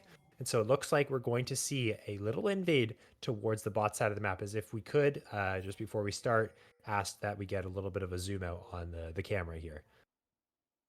I mean, looking at this invade, we are seeing a Nocturne in it. I mean, that ward is just going to give everything away for them. So not going to be in too much worry if I was We Windows. So getting that ward on that red buff and then going to be getting out of there. I don't think that this level 1 from TDG is anything to be too scared of if I was Wii Windows, though. Um, I mean, that Blitzcrank and that Nocturne. The Nocturne definitely does need to scale up to get super value, you know, a lot off of that ultimate when it comes to value. But other than that, we are getting into this, you know, buffs being taken. We're not going to see an invade, nothing too crazy going to be happening. We are seeing this Echo mid versus the Syndra, a matchup I have not yet seen, so I'm curious how this is going to happen. But this Senna Tahm Kench bot lane is something that we have seen, and I do think we saw it last week, if I'm not mistaken. We might have, if we did. I can't quite remember who played it, which team and which players, but it's a strong bot lane duo, and against a Misfortune Blitzcrank. Well, Blitzcrank is a little bit of a pain because it does bring whoever he hooks far away from the Tahm Kench, whether it's Tahm Kench being brought away from the Senna as well. Hold my breath, Supro is so close to falling there in that level 1, but whether it's Cop bringing Logros away from Ace in the Hole or vice versa, it can be a little difficult to deal with this Blitzcrank, even if you are playing a bot lane duo like Senatom Kench that is known for its safety. So we'll see how much value Cop can get from it as that rocket grab does go wide. It's a very interesting team that TDG has drafted for themselves. Very unique champions. Blitzcrank, Misfortune. You got Tryndamere in the top side, and then you have that Nocturne as well. And we're also seeing a Briar again from Troll, who I believe pulled it out last week. That was quite the fun and interesting game. We're hoping that the same is replicated in game 1 between these two teams. Yeah, no, I do remember that Briar from Troll last week. It's just an incredible performance coming out of them. So hopefully we do see that craziness and, you know, across the rift this week as well. But we are Supro getting in there and doing a lot of damage to that Tryndamere. Is not level 6 yet, so gonna have a There's the lot. rocket grab. Logros is locked up here, going to be slowed as well from the make it rain. Jimbo Slice trying to do a little bit of damage to this Tahm Kench, but it is very hard to penetrate that HP bar of the TK, and Logros will just be able to walk this one off. And so if this trend continues, where Cop can hook Logros in and just be perfectly fine, that might not be a bad situation for the Sen and TK, but we're seeing action in the top side. Dragon is going to be locked up by Supra, who's trying to pursue. Flash forward, finds the Q3, but the first blood goes the way of Cricksap instead, but now the Frenzy is unlocked for Troll, who finds 2 kills, so that will be a positive trade for Wii Windows and 2 kills to their carry jungler. Yeah, I mean, that carry jungler, as you said, is going to be incredibly impactful into this game. I would imagine Frizz Briar is going to be seen across the map wherever she wants to go, but Wuju is in Looking this for a top lane. dive. Does get right in there. Columbia gonna use the flash, but Wuju just gonna drop to the tower and didn't actually have access to the flash, but didn't feel like it was necessary to use. Well, it turns out it was. That's gonna be a 0-1 start for the Wii Windows mid laner. Not what you want to see if you are on that Echo right there. I mean, getting that Syndra. A kill right there is just going to be so rough, and it was just kind of a sad way to go out there just to that tower taking 3 shots, but it does look like Cop 34 is going to be looking for a hook here. Just this team sitting on a tower does unfortunately find that hook onto that minion, but a root out from this Ace in the Hole. We do see them on a lot of, you know, high impact, like ranged ADCs.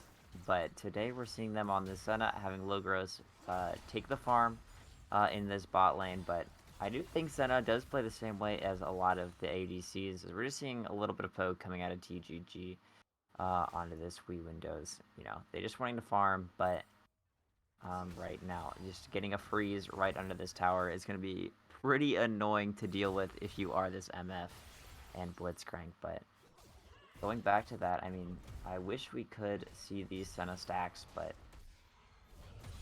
you know, I'm sure they're going to have a great time stacking, especially if they're just freezing this lane. Yeah, fasting Senna is always the best choice for Senna. It's really for the longest time been superior to AD carry Senna. The best time to play Senna is when You're fasting with a Tom Kench, with a Cho'Gath, these bot lane combinations. We've seen Wukong in the past as well. This is always where Senna has excelled. So this will be a nice strong point for We Windows. Maybe not necessarily their win condition per se, as I think we look more towards Troll popping off and Wuju in those fights as well.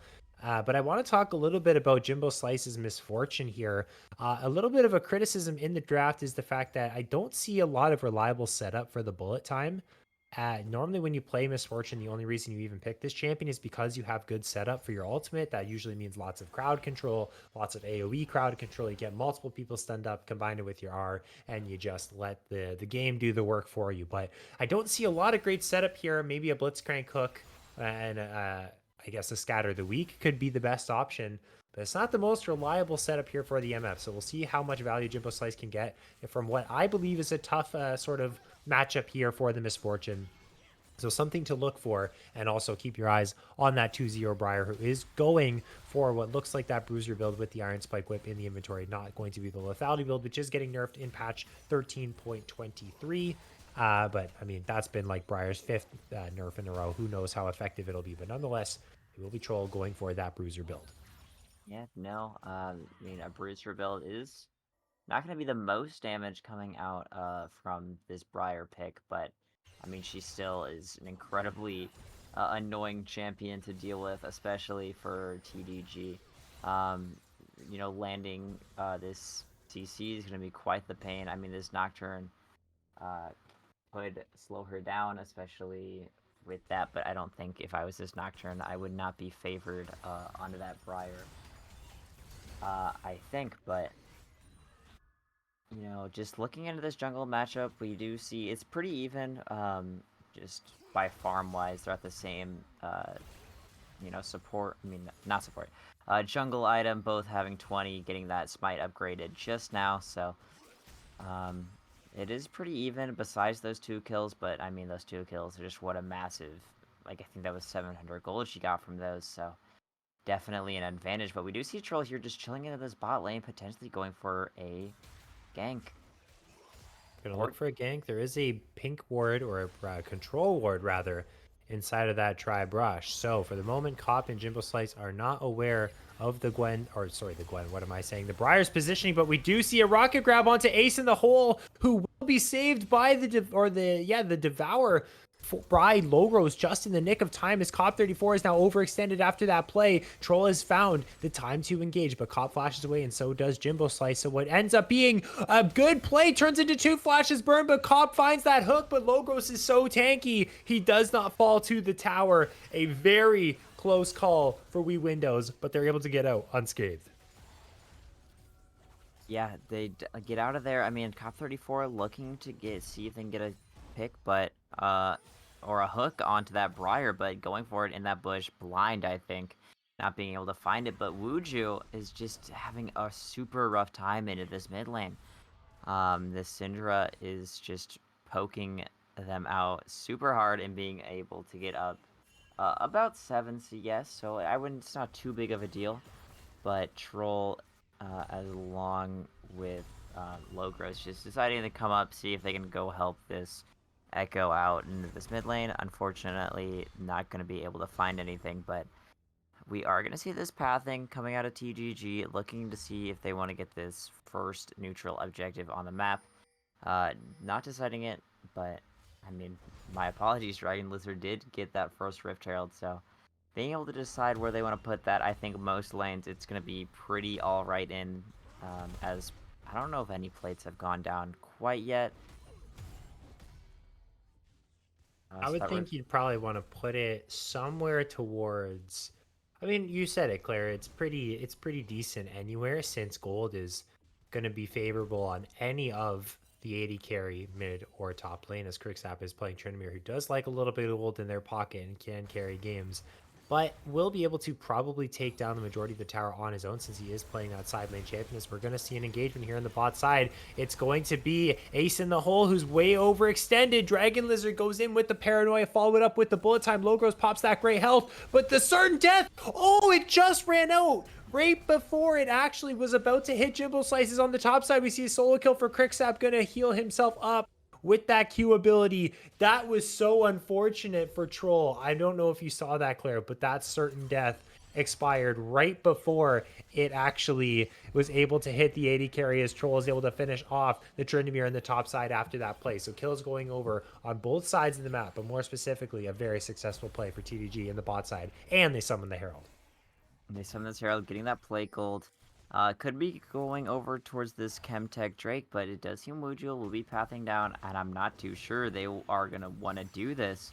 I mean, that's 3 members, and that Syndra is right behind them. Wuju goes right in, does have access to the Chrono Break, but will not be able to finish off the kill in the Jimbo Slice, but there's the Senna ultimate to finish the job. Dragon Lizard flashes over the wall and picks up that kill onto Wuju, but Troll is now here to join the play. Dragon's been started up here by Supro and Ace in the hole. The Nocturne will get over the wall with the Blast Cone, but the Head Rush will take Troll right into it. He was also out of position anyways, but who else is out of position? It's Columbia. The root does land. Ace in the hole will find it, but they will not pursue the play further. The Chemtech Drake goes the way of We Windows, and watch out for this 4-0 Briar, because Troll this time around is ready to take over the game.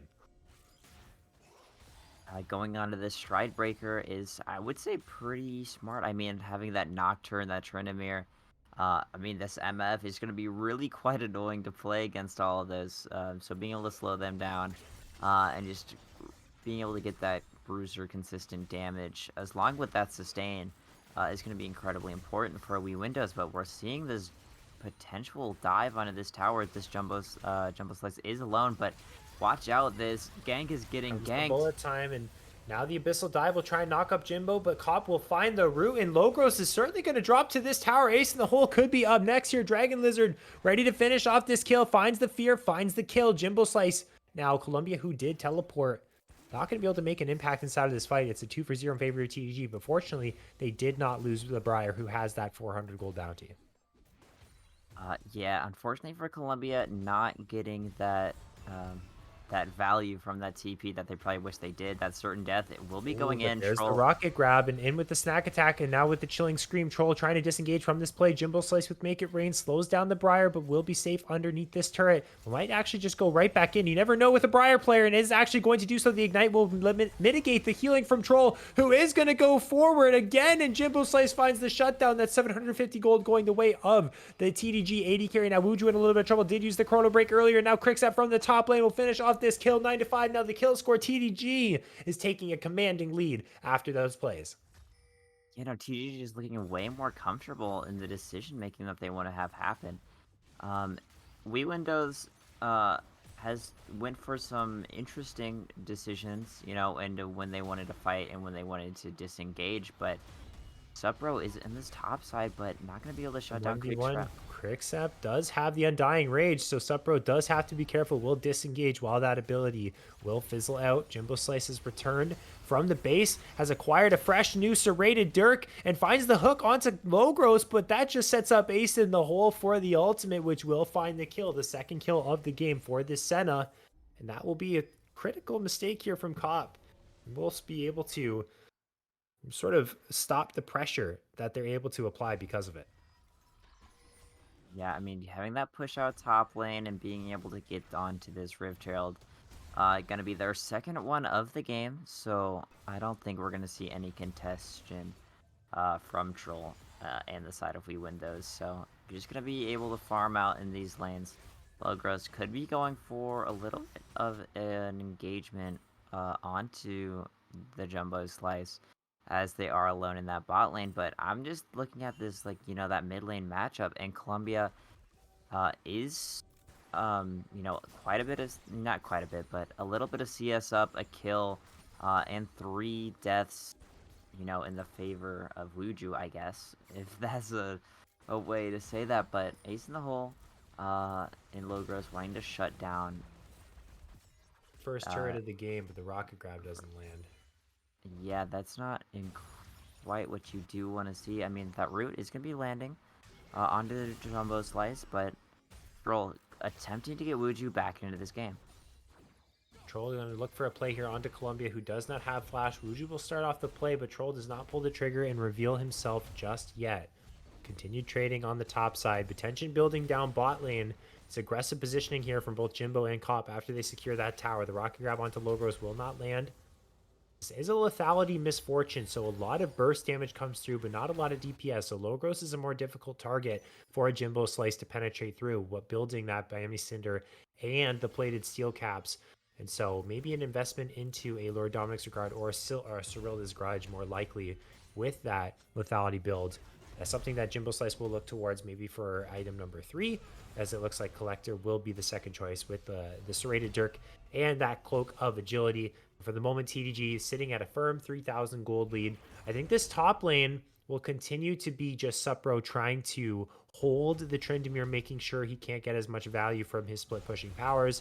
And I'm not sure if Kriksap will itemize into a Hull Breaker later on. If he does, that will really just establish the side lane identity that this Tryndamere will be looking for. If not, might be looking to play more for these team fights. But let's look at that Rift Herald. The Dragon Lizard running out on time. Right on cue, we'll summon that one up. Right on time for the Ocean Drake as well. We Windows up 1 Drake to 0. We'll see if they can find themselves a fight win here, as Troll is going to aggress onto Cop 34, but that's just the support, my friend. That's not necessarily the target you want to get onto. Ace in the hole, gonna have to flash away from that paranoia, but Troll might find themselves a kill, is going to do so with the Chilling Stream and flashing away from the bullet time. The Senna Shield will actually keep him alive for the moment, but there's the flash forward from Dragon Lizard, and Jimbo Slice will be able to finish off that kill. But now that Nocturne is caught up in the middle of multiple members. The Devourer from Logros will keep the Echo safe, and it will also eat him up so that the Columbia on Syndra actually clicks onto the Tom Kench instead of the Echo with that unleashed power. So a nice play from We Windows. It ends up being a 1-for-1, both junglers dropping. No one claims the Drake just yet, but it's prio to We Windows. Yeah, I mean, a great fight coming out of Wii Windows. Definitely needing that to get back into this game. I was a little bit worried that they were, falling back into a more, spectator position into this game and not just deciding what they wanted to make happen. But seeing plays like that is incredibly good, and especially it shows and focuses of how good that Tom Kench can be, just saving a member into that fight, especially like a weaker member like this Echo. So, needing to see a little bit more if they do want to get back to this game. This Drake will be coming up, and we're going to see it being started up by TDG. No vision is being on this quite yet.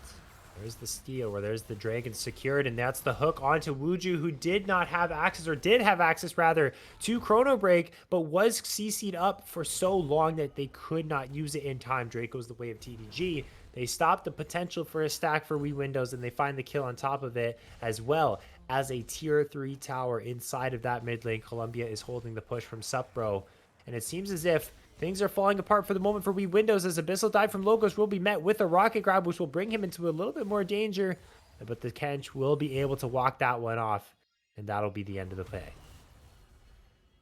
I mean, we do always peer back up to this top side, and we are seeing Supra up here.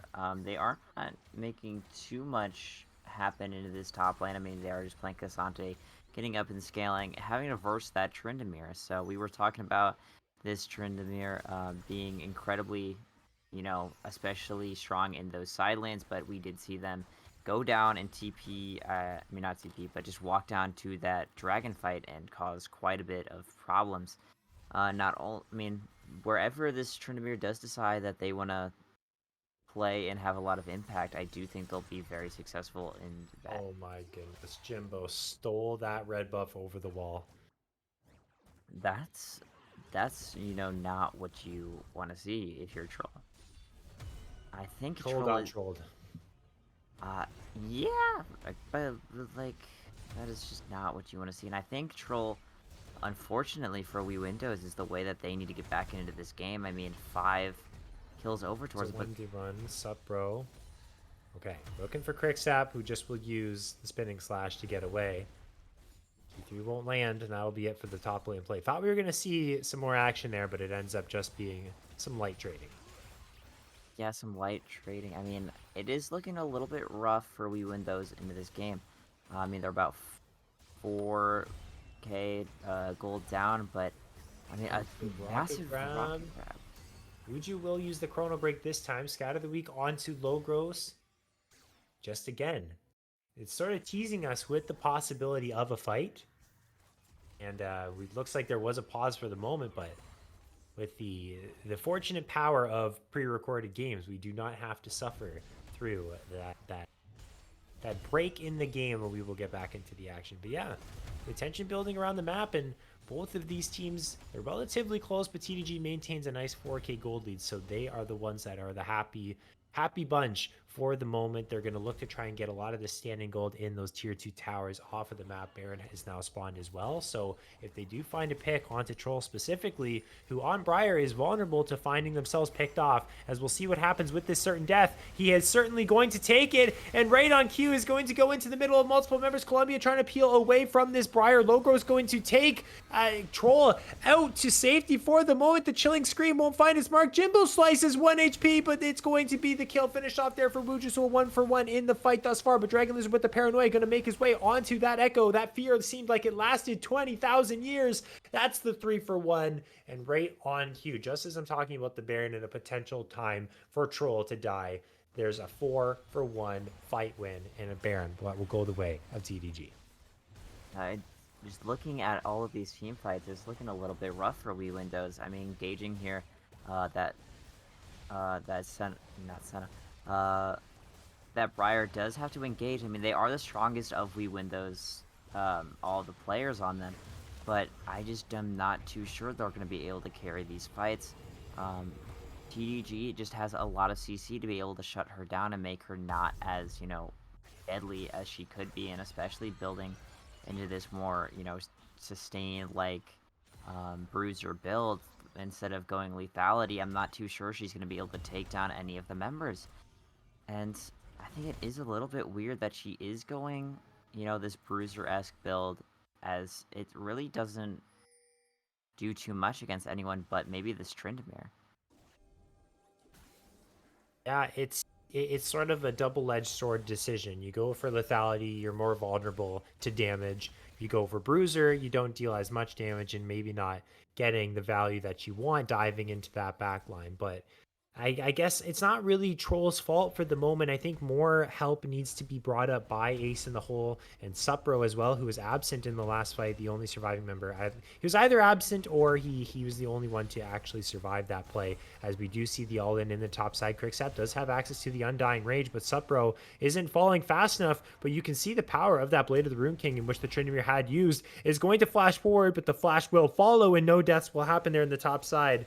But back to my previous point, we need to see a lot more of the We Windows members stepping up aside from Troll if they want to find themselves a victory in this game, because for the moment, TDG is playing excellent as a team, grouping up when they need to stop that Briar's engage, and then collecting these neutral objectives like the Mountain Drake they just secured, the Baron that they have. They've amounted themselves a very comfortable 7,000 gold lead. They're looking to finish off their opponents in game one. It's just going to be a matter of are they able to successfully siege, or are they going to make the mistakes necessary to bring this game back for We Windows? Yeah, no, and looking at those Quicksap, getting pretty aggressive under that tower. Wuju looking to get aggressive onto Columbia, but I mean, being 2 levels down is going to be pretty. You need to play that fight incredibly well to make that one win. But a massive hook onto Logros. Hook here onto Logros. The Abyssal Dive will not be canceled, so we'll be able to get out of safety. Quicksap does not have access to the Undying Rage this time, so does have to be careful in a 1v1 against Supro. But here's the mid laners down in the bot side in a 1v1. Columbia will go golden to try and stop this engage from the Echo for the moment, but that's going to be the 1v1 that is found. The Chrono Break was excellent to find the kill onto Columbia, but now Wuju is going to go into the death chamber because Dragon Lizard from downtown with the Paranoia. Now combine that with the bullet time, but Troll will flash away. No kills going to be found just yet. Quicksap does have access to that Undying Rage. Now it has come off of cooldown and will actually use it here to try and finish off the kill into Supro. The last spinning slash, can he find the cap closer? No, he cannot. The Q3 will land. The outplay is through for the Supro on that Cassante. Excellent stuff. It's so close, but it does go the way of We Windows. Now the fight will continue on the bot side. Logos goes in with the Abyssal Dive. The certain death does land onto Cop 34, but that's not necessarily the target that you want because you're CC'd up. The Chilling Scream will take him to safety. Combine that with the Devour, but Logos wants to continue to play. The Tongue Slash will land onto Dragon Lizard, who does find the fear. And Ace in the Hole continuing to try and put in the damage. There's the Abyssal Dive. There's double TPs coming in from both of these mid laners. This play is never going to end. Dragon Lizard is going to be CC'd up. Columbia finds the Scatter of the Week onto 3. The first kill of the fight will be found from Wuju here onto Dragon Lizard. He's going to find a second kill for himself as well. Still has access to that ultimate. Will find 3 kills, but won't use the ult in time because Jimbo Slice is able to get that one back. And I think this play will finally end. A big amount of gold influx for the mid laner for We Windows. And they're fighting back, not letting this go the way of TDG so easily. I mean, that's what they needed to make happen here. That was a massive play. I loved how Logros re-engaged. Yeah, they might have saw that TP was Dive coming and in, the head rush over the wall. Jimbo Slice drops, and now Kriksap is here to try and make this one even. But Jimbo Slice did kill Troll off, and this will certainly be a dead Tahm Kench if Kriksap can continue this push. Gonna hit up on these minions to try and reduce the cooldown of that spinning slash, but the Kench will walk away safely. What an extended play. Yeah, a massive fight, and I think that like it was going in the favor of We Windows, and it does show how they can win these fights. I mean, they have a lot of just ways that they can engage and start a fight. You know, playing that Tahm Kench and that Briar, you don't really have to engage in a certain way, but I loved how that they made that happen. You know, I loved how that Tahm Kench did re-engage, even though they did see that TP coming out of Colombia there. So, and you know, Wuju getting back into that fight and being able to clean up all the members of TGG that got low, and that really, I think, is going to get them back into this game. And once they get this death cap, going to be a real menace. But Wuju, Kriksap has found the Echo. Certain death has been used by Troll, but it will go wide. Wuju does not have access to the Chrono Break anymore. He's going to try and flash away from Cop 34. He's going to not get hit by the Rocket Grab. An excellent sidestep. Kriksap goes in. Does have access to the Undying Rage, so will live for the moment. Chilling Stream will stun him up on top of that wall, trying to get away, but will not get away in time. It's a 1-for-1. Dragon now Lizard now locked up in the middle of 3 members. He used the Paranoia, but it only sent himself to his own death. It's a 2-for-1 in favor of We Windows. Baron not up just yet. And so We Windows cannot pounce on that just yet with a dead jungler, but they win the fight 2-for-1. Yeah, I mean, needing these fights, needing to win these if they do want to stay into this game. But the flash forward from Cop, and oh my goodness, God. Jimbo Slice's damage is crazy. That is a lot of damage coming out of that MF, and needing to watch out for that lethality build is going to be, just as you said earlier, just a lot of burst damage. But it does look like they're gonna get, and like, so much damage to these towers as well. Lethality offers, like, holy, and just being able to get this inhibitor, that's gonna be a lot of pressure that they're gonna need to watch out for We Windows. But that certain death is coming in. Cop knows he's dead. He's just gonna sacrifice for the squad. Yeah, Cop, you can see him, you know, just wanting to stay in that base so they cannot chase the rest of that TDG team. This Mountain Drake has gone up, but I don't think that TGG can really go for it quite yet, especially now when Cop has just died. Needing to clear this, but it could be an opportunity for We Windows to really pounce on this. Well, I think Jimbo Slice actually just fat-fingered the bullet time there. That was a little bit unfortunate for the misfortune, but Wuju stepped very far forward into the Undying Rage, goes the Tryndamere, but he's been hijacked over top of the wall by Supro, and the all-out ability Q3 does land, but the Scout of the Week will peel him for the moment. It's a 1-for-1 in the fight though so far. Dragon Lizard goes in with the Paranoia. The Dragon going down so low, it will go the way of We Windows. That will be a 2-to-2 Drake score, and now the plays will actually continue. Columbia is the last one remaining. We Windows, an excellent comeback play here off that first pick onto Cop in the mid lane. They win the fight. They get the Dragon. They're looking for more. Columbia going to try and use the TP to get out of there, but the Abyssal Dive has found him and will cancel that summoner spell. Ace in the hole will be able to pick up that one. We Windows are back in this game. Yeah, We Windows really living up to their name, turning this game around. And Troll's looking to get onto Cop here.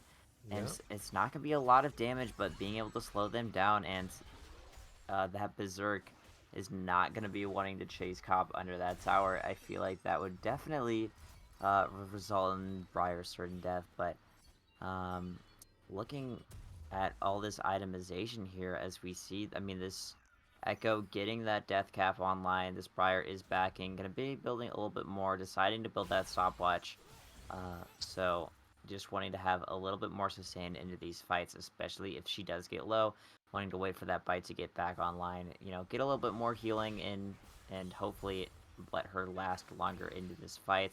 Cop wanting to clear out this vision, but Wuju getting a little bit of pick. Have to be careful. Parallel convergence will find the stun, and Cop is going to have to get himself out of this one, but will not be able to do so. The bullet time doesn't find much value either. The certain death does not land on a Dragon Lizard, but it is not needed. 2 for 0 in that pick. Therefore, the side of Windows, and that will mean with Jungler down, they will go for the Baron, and Logros will continue the fight, though, behind the pit, knocking up Kriksap as Columbia tries to use that Scatter the Weak to peel off Wuju, but will successfully kill him off with that Unleashed Power one-shot. Now make it a 4 versus 3, but it still feels like Windows have the confidence to go for this Baron. They do have that smite advantage. Into the Undying Rage goes Kriksap inside of that back line. Ace in the hole now a little bit more vulnerable. Jimbo Slice trying to find the damage onto the center, but is getting kited away by the range, and now has to deal with a Cassante in his face, and you simply can't do it because that champ is too OP, and Troll has found the back line onto Columbia. The Chilling Scream will find the stun and the kill onto the wall, and that will be the Baron going the way of Windows. Curious as what they're gonna go for off of this. All these lanes are being pushed up a side spot, so needing to clear this before they can make really anything happen here. I mean, still 3 members of TDG alive and on the rift, and needing to decide which one they want to go for. It does look like this Blitzcrank is going to be sitting in mid, and just this Nocturne wanting to clear this jungle before they do make anything happen. It doesn't seem that Windows is going to go for any sieging or turrets quite yet, as they are quite far away, just wanting to clear their jungles of themselves, so understandable.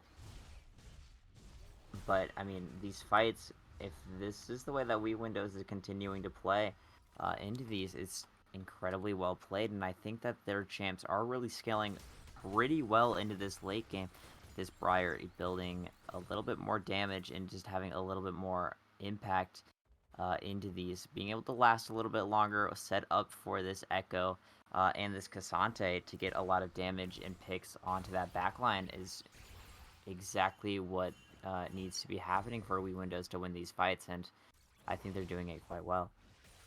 Yeah, and the problem right now for TDG is the lack of frontline in their comp. Is there's a rocket grab onto Ace in the hole. That's the person you want to hit. And there's the bullet time, which is going to do so much damage. The all that brings Jimbo Slice away from the certain death, so that will not land. And they're trying to peel away for their misfortune. The Cassante is getting so low and will be the second kill of the fight. But now the damage from Wuju and Troll is unbelievable. It's 2 kills going the way of Logros, and found 2 people on the knockup with the Abyssal Dive. And that should be the full ace. Or no, the only surviving member is Kriksap. A triple kill for the Tom Kench is not something I'm surprised or that I thought I was going to see 33 minutes into this game, but we've seen it nonetheless. Teleport down to the bot side for Muja to try and save that tower didn't actually work out, but the mid lane tier 2 will be sieged. The inhibitor turret will likely fall as well, but Kriksap, can he find the trade here in the cross map? Going to go on to Wuju, who does not have access to the ultimate, remember, but Kriksap does, but he's not going to use it. He's going to drop to the burst too quickly. There's been a habit of both Wuju and Kriksap dying off before they can press R. The inhibitor turret will fall, and the inhibitor will follow as well. Yeah, no, as you said there, I mean, that A is not coming out because of the Kriksap, but that being changed just a little bit later, but deciding to get to that that first mid lane inhibitor.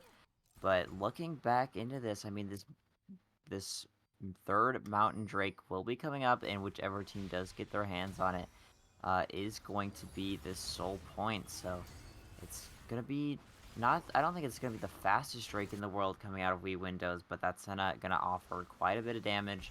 Along with that Briar and Cobb, looking like they want to get into it. Wants to contest, but Troll finds the smite, and Dragon Lizard will fall for their sins. And this will be a 5 versus 4 for the next 48 seconds. Kriksap will respawn in the coming seconds. And what will Windows get? They have that tier 2 still remaining in the top side, but they are on the bot side of the map right now, so they might just continue to push here. Don't look like they want to reset. Supbro in the mid lane is going to usher that wave in. Logros does get hooked up and does take a lot of damage. There's the bullet time. It's going to go straight down onto Wuju, but fortunately presses R just in time, but the kill onto Logros will come through. So an excellent defense from TDG thus far, and they're trying to keep this tier 2 in the bot side alive. Nice scatter the weak from Columbia, but will be rooted up there. Troll does not look to pull the trigger. Cop flashes forward to try and find a rocket grab, but will not get anybody. And that will be the end of the play for the moment as they wait for the wave to arrive at the tier 2 once again. Gonna be the end of the push. Cop deciding that they want to go back, but these strong super minions will be going into the base of TDG, so needing to watch out for that. But I mean, I don't think this tier 2 turret is going to be for Oh, this world Wuju's much damage is longer. unbelievable, but there's the paranoia onto Ace in the hole. Goes Dragon Lizard. This has been his target all day long, and Jimbo Slice flanks as the AD carry. Supro brings in Cricksap with that all out and finishes off Dragon Lizard, but it's going to be Jimbo Slice with a double kill, but now he has to deal with Troll, who's found the certain death on top of him, but an excellent rocket grab from Cop will find the peel. Chilling scream from Troll will push away the Blitzcrank, and now he runs for his life. It's a nice defense from TDG. They do lose their tier 2 turret in the bot side, but they're able to hold on for the moment and continue to extend this game. An incredibly well played from Cop there. I mean, that hook just to save the life uh, of that MF. So just incredibly well played. I mean, this game is back and forth at every stage of it. About a 1K gold lead 36 minutes into the game. I mean, both these games have been quite the treat here. It is looking like this side of TGG definitely not wanting to split up, as you said earlier. The lack of frontline. I mean, the frontline kind of has to be Cricksap, doesn't it? But you don't often see him into these team fights, just wanting to get this side lane experience and that value that you do get from having somebody splitting. But I do think that is kind of bit them a little bit, just not having someone that can really tank what Troll is doing. I mean, especially Wuju. Wuju can like one shot. I'm pretty sure like that MF. I mean that Syndra and Dragon Lizard. So needing to watch out. But that is a great engage from Logros. And Wuju will be able to go into, well, Columbia goes into that stasis for the moment, and that's going to start this fight off 5 versus 4 in favor of Windows. There's the bullet time. Cricksap goes into the backline trying to hit onto Logros and Ace in the hole, who was devoured by his support, and now he's going to be able to finish off the kill onto that Tryndamere. Supro is causing so much havoc here in the backline. Into the Guardian Angel goes Troll. Dragon Lizard, the last one remaining as Jimbo Slice was shut down. That's the ace in favor of Windows, and that should be game number 1 going their way with the final push coming through. The death timer's too long. Yeah, I would agree. I mean, the game is definitely over, but incredibly well played. Coming back into this game for Windows. I just being able to play around their composition so well, being able to play around their like the way that they can engage onto these team fights in each of these different ways. As this Nexus goes down, we're going to be, you know, what a game coming out of them. Incredibly well played by both sides, and both sides really shining into this. But in the end, it is Windows that will take this. It is Windows that will take it. They are 1 game away from securing their spot in the grand final. Coming up next for game number 2, we'll see if TDG can force a game number 3 or if Windows will punch their ticket to the grand final.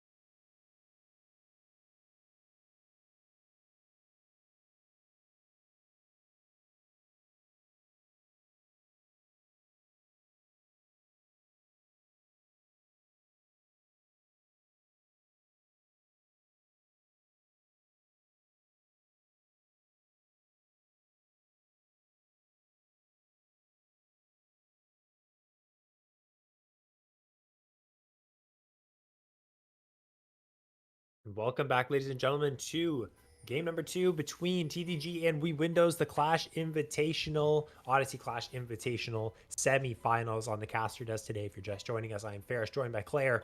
We have gone through 3 games of League of Legends today. We saw the Haram Harem take down Infernia 2-0 to advance to our grand final, and they are watching and awaiting to see if their opponent will be We Windows inside of this game number 2, if they're able to become victorious, or if their opponents will have to wait, or if they will have to wait for their opponent in a third game between these two teams if TDG is able to pull off the win.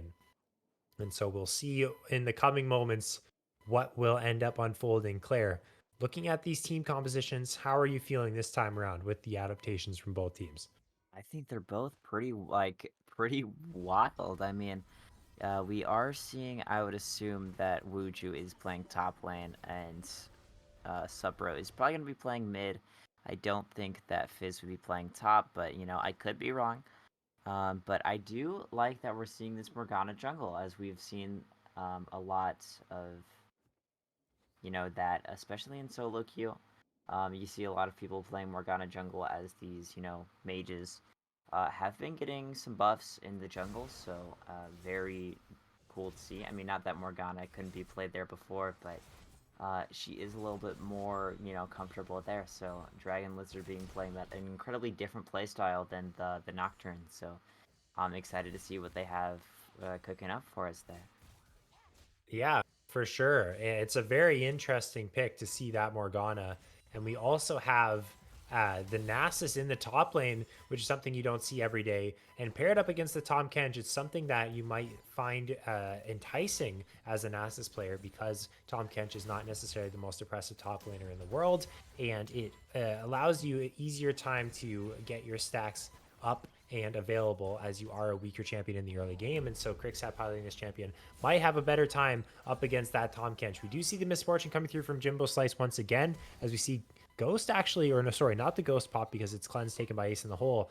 But this Milio and Ashe is going to be very oppressive here. That extra range is going to be hard for this Rel to deal with if she is not going forward and engaging. Jimbo Slice on the Misfortune this time around has a lot better setup for her his ultimate.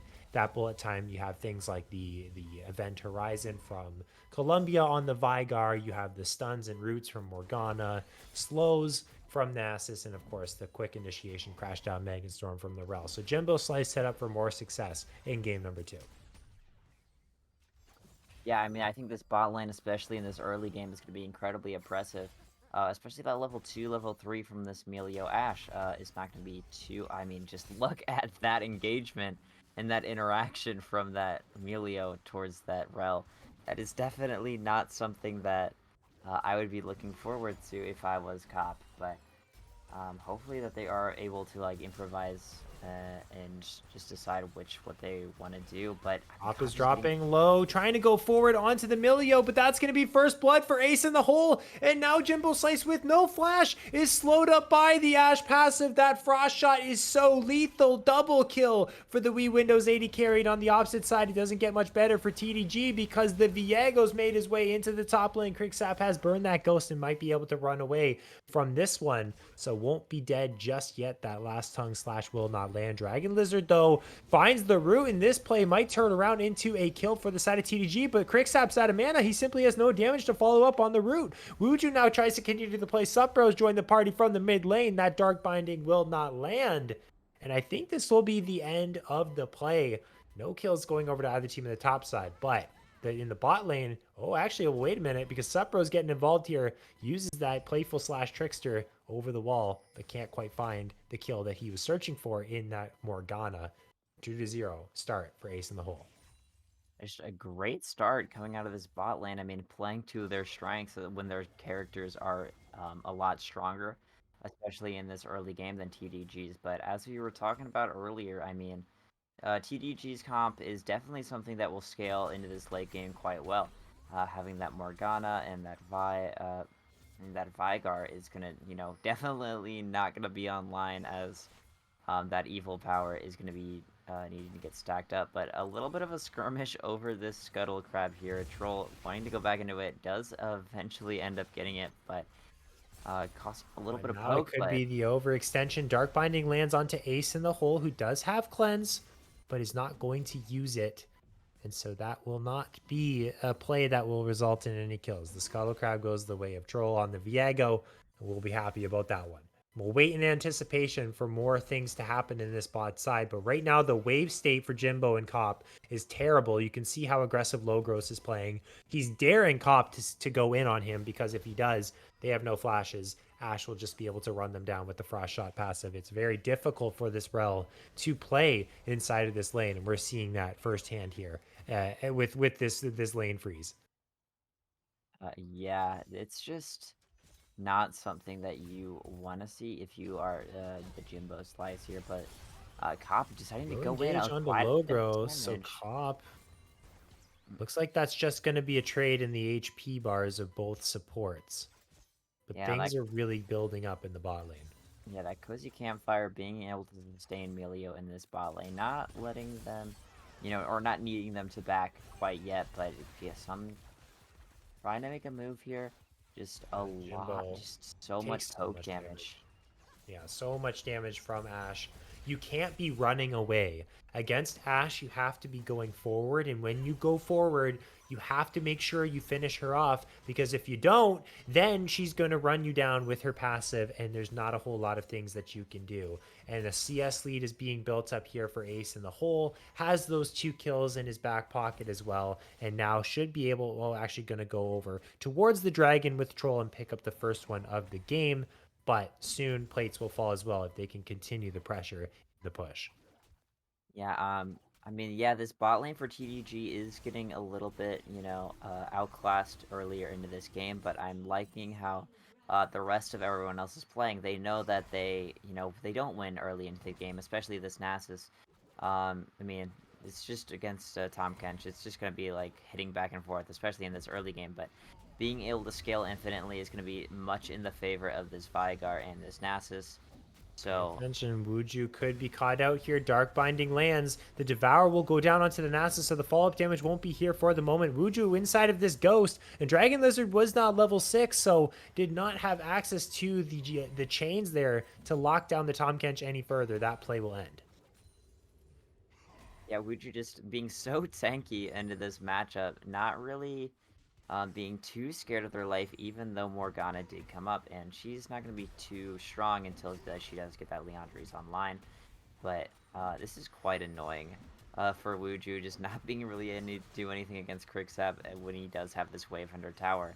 Just leaving as they did get their plates, so that is the reward. But we have Here's Logros back here. Logos joining up in the play from that bot lane. That Dark Binding lands. Quicksap goes into the Ghost and will be able to run away from this one, but will Dragon Lizard be able to do the same? The Dark Shield is used, and now the charge is being set up here from the side of Troll, and that Spectral Maw will find the Morgana and root her up for the kill, and that will be 3-0 plus a 1.5k gold lead roughly for the Wii Windows side.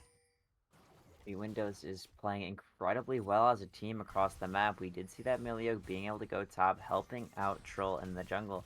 So, I mean, Ace in the Hole is in this bot lane all by themselves, but I feel like Rel feels like she does need to make a play and help their team out, but not going to be able to make that happen quite yet. Just deciding to go back to this bot lane and Buju, getting those plates back that Quicksap got before. So, Ace in the Hole chilling in this bot lane, not going to make anything happen as they don't have their support to help them out. But, I mean, looking at this Melio support item, they got it incredibly fast. I think it was around 8 minutes is when they got this online, and unfortunately, Cop34 not being able to match it, but that is going to be alright. I definitely don't think TDG is out of this quite yet. Be careful. Here's the enchanted crystal arrow. Cop 34 could be in some trouble. It's already dismounted. Bullet time is not at the right angle. Logo's going to tank that one up. Going to be forced to use the flash. Jimbo Slice has a flash of his own. Isn't actually going to use it. But the problem is you have to stay underneath this tower if you want to get that XP. But if you also stay under the tower, Ace in the Hole is probably just going to dive you. They're walking forward. The flash forward. A little bit of a spectator bug, but we know that the flash came through for Ace in the Hole. It's another 2 kills in favor of the Wii Windows 80 carry, and that will be something that they're very happy about on the bot side. But now looking towards the top side, Quicksap has been devoured and thrown underneath the turret. Will go into the ultimate for the extra health, but the tower will do enough to take him down. All across the map, Wii Windows say we want to end this game in game number 2 and give our opponents no chance to come back for a game 3.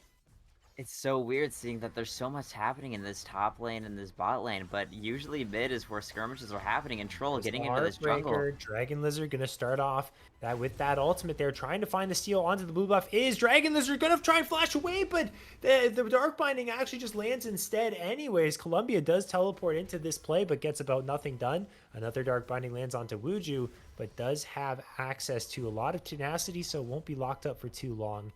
And that will do it for that play. So no kills going over to either squad. Dragon Lizard gets his blue buff. It was not stolen away. But still, 6-0, 3,000 gold lead. 3.5k rather for Wii Windows. Yeah, 3.5 gold lead at 11 minutes is just incredibly strong. We are seeing Dragon Lizard go to this top side, but nothing has happened quite yet. With this Dark Binding, it's just going to miss.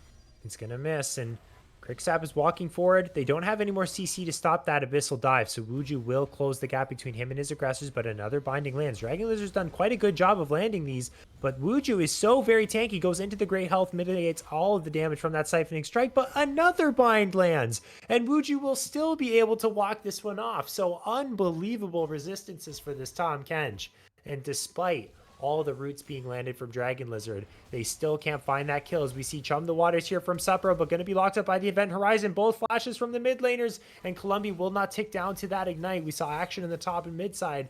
Kills going over to nobody, but Summoner spells being burned on both sides. Yeah, I mean, Supro making a play happen into this mid lane, just like the only action that we've seen for this Vigar and Fizz. Starting in this game, but I mean, we're gonna have this Rift Trail take down this mid tower. Is gonna get hit quite a bit, but we're seeing this Nasus take their TP towards that mid just They're to gonna save try it. and go for this play. Here it is, and there's the Magnet Storm, which does so much with the bullet time, but the stun actually came through and the bullet time was canceled, and that was the kill found here for the Ashe, and that's going to be the 5th kill of the game. Make it a 6th kill of the game with that double kill. Give a kill, the first kill of the game to the Fizz, and Quicksap is teleported into a battlefield full of his friends that are all dead, and he is soon going to join them in the Death Realm. There's the Heartbreaker. Wuju finishes it off, and that's the 3rd kill of the game for the Tahm Kench. 10-0. Drake goes the way of Wii Windows. Everything falling apart for TDG. It is wild to see Tahm Kench on a killing spree as they're building full tank, but I mean, there's the way things are going. It's looking like Wii Windows is going for this perfect game here. Not to curse them or anything, but everything that they want to make happen is going so well, and I am shocked to see that only 2 of the 5 members of Wii Windows are having bounties here, and Troll wanting to get in here. Yep, gonna get on to Columbia. Does not have flash. Event Horizon was used and did stun him up. And Troll does have to be very careful. Does a lot of damage on the Viego. Can't take a whole lot. And once you get to about 40% HP, you're in the danger zone there where that ultimate could one-shot you. But now Chum the Waters used from Supro. And my goodness, that Vigar disappeared from the face of Summoner's Rift at an 11th kill to Wii Windows tally. And Wuju's going for more here with the Abyssal Dive. But Quicksap with that Wither and also that nice fancy feat on the Tongue Slash will be okay. But here comes Troll on this Viego here on the minimap. You can see hit over onto that Rift Herald pit. Not going to be able to find the flank onto the Nasus. Continual trades. But again, Wii Windows, consistent dominance. I'm just getting that topside Scuttle Crab right now so far, and it's looking like this Fizz might take this tower here into this mid lane. Unless Dragon Lizard has anything to say about it, and it's looking like Wii Windows is wanting to get this bot lane. First tower is getting destroyed, but Dragon Lizard has to be careful. There should be a playful trickster to get away from the chains, and the binding does not land as we're seeing a proxy happen. Wuju and Troll are taking away the wave of Quicksap right in front of his face, and now he has to find a way to stay alive without his ultimate on this dive. Colombia is here. They could potentially find their first kills of the game. There is the abyssal dive, but Colombia right in the face of Troll says no thank you to that heartbreaker and will send him straight to the death realm. Now the Devour comes through. Ruju trying to make this a 1-for-1 play, trying to find the damage onto Colombia, but the shutdown will come through for the Veigar, and that will be 2 kills. The perfect game is denied. First kills of the game for TDG, and more gold into their mid laner. Yeah, that primordial burst just getting that Veigar so very low. And taking him out. So, that Veigar really getting online, deciding to build Comes Crown its into this TP. one. Oh, Logro so good on the super mega fire kick, and the root will not land onto Ace in the hole, but he does have that cleanse, which was used at the same time as the breath of life, so not getting the full value of both of those abilities, but they are able to get away from the play. 600 gold shutdown maintained for Ace in the hole.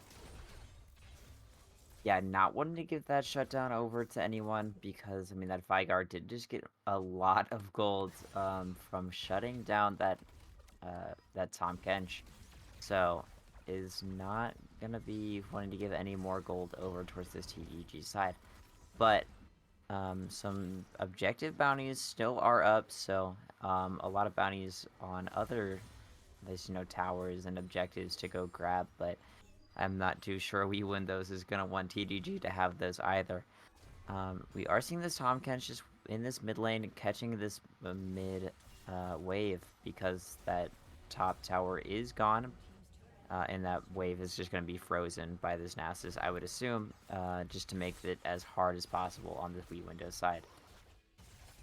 Uju looking to take away that blue buff away from Dragon Lizard, who does have Smite, so I don't think he's going to be successful in that endeavor. He's going to find Colombia, who does have that finished crown of the Shattered Queen.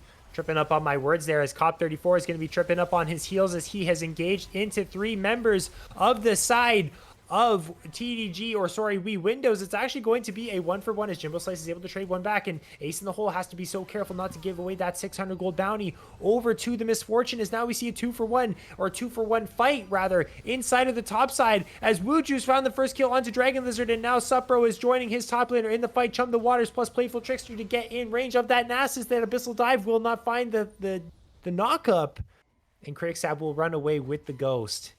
Will be safe for the moment with his mid laner.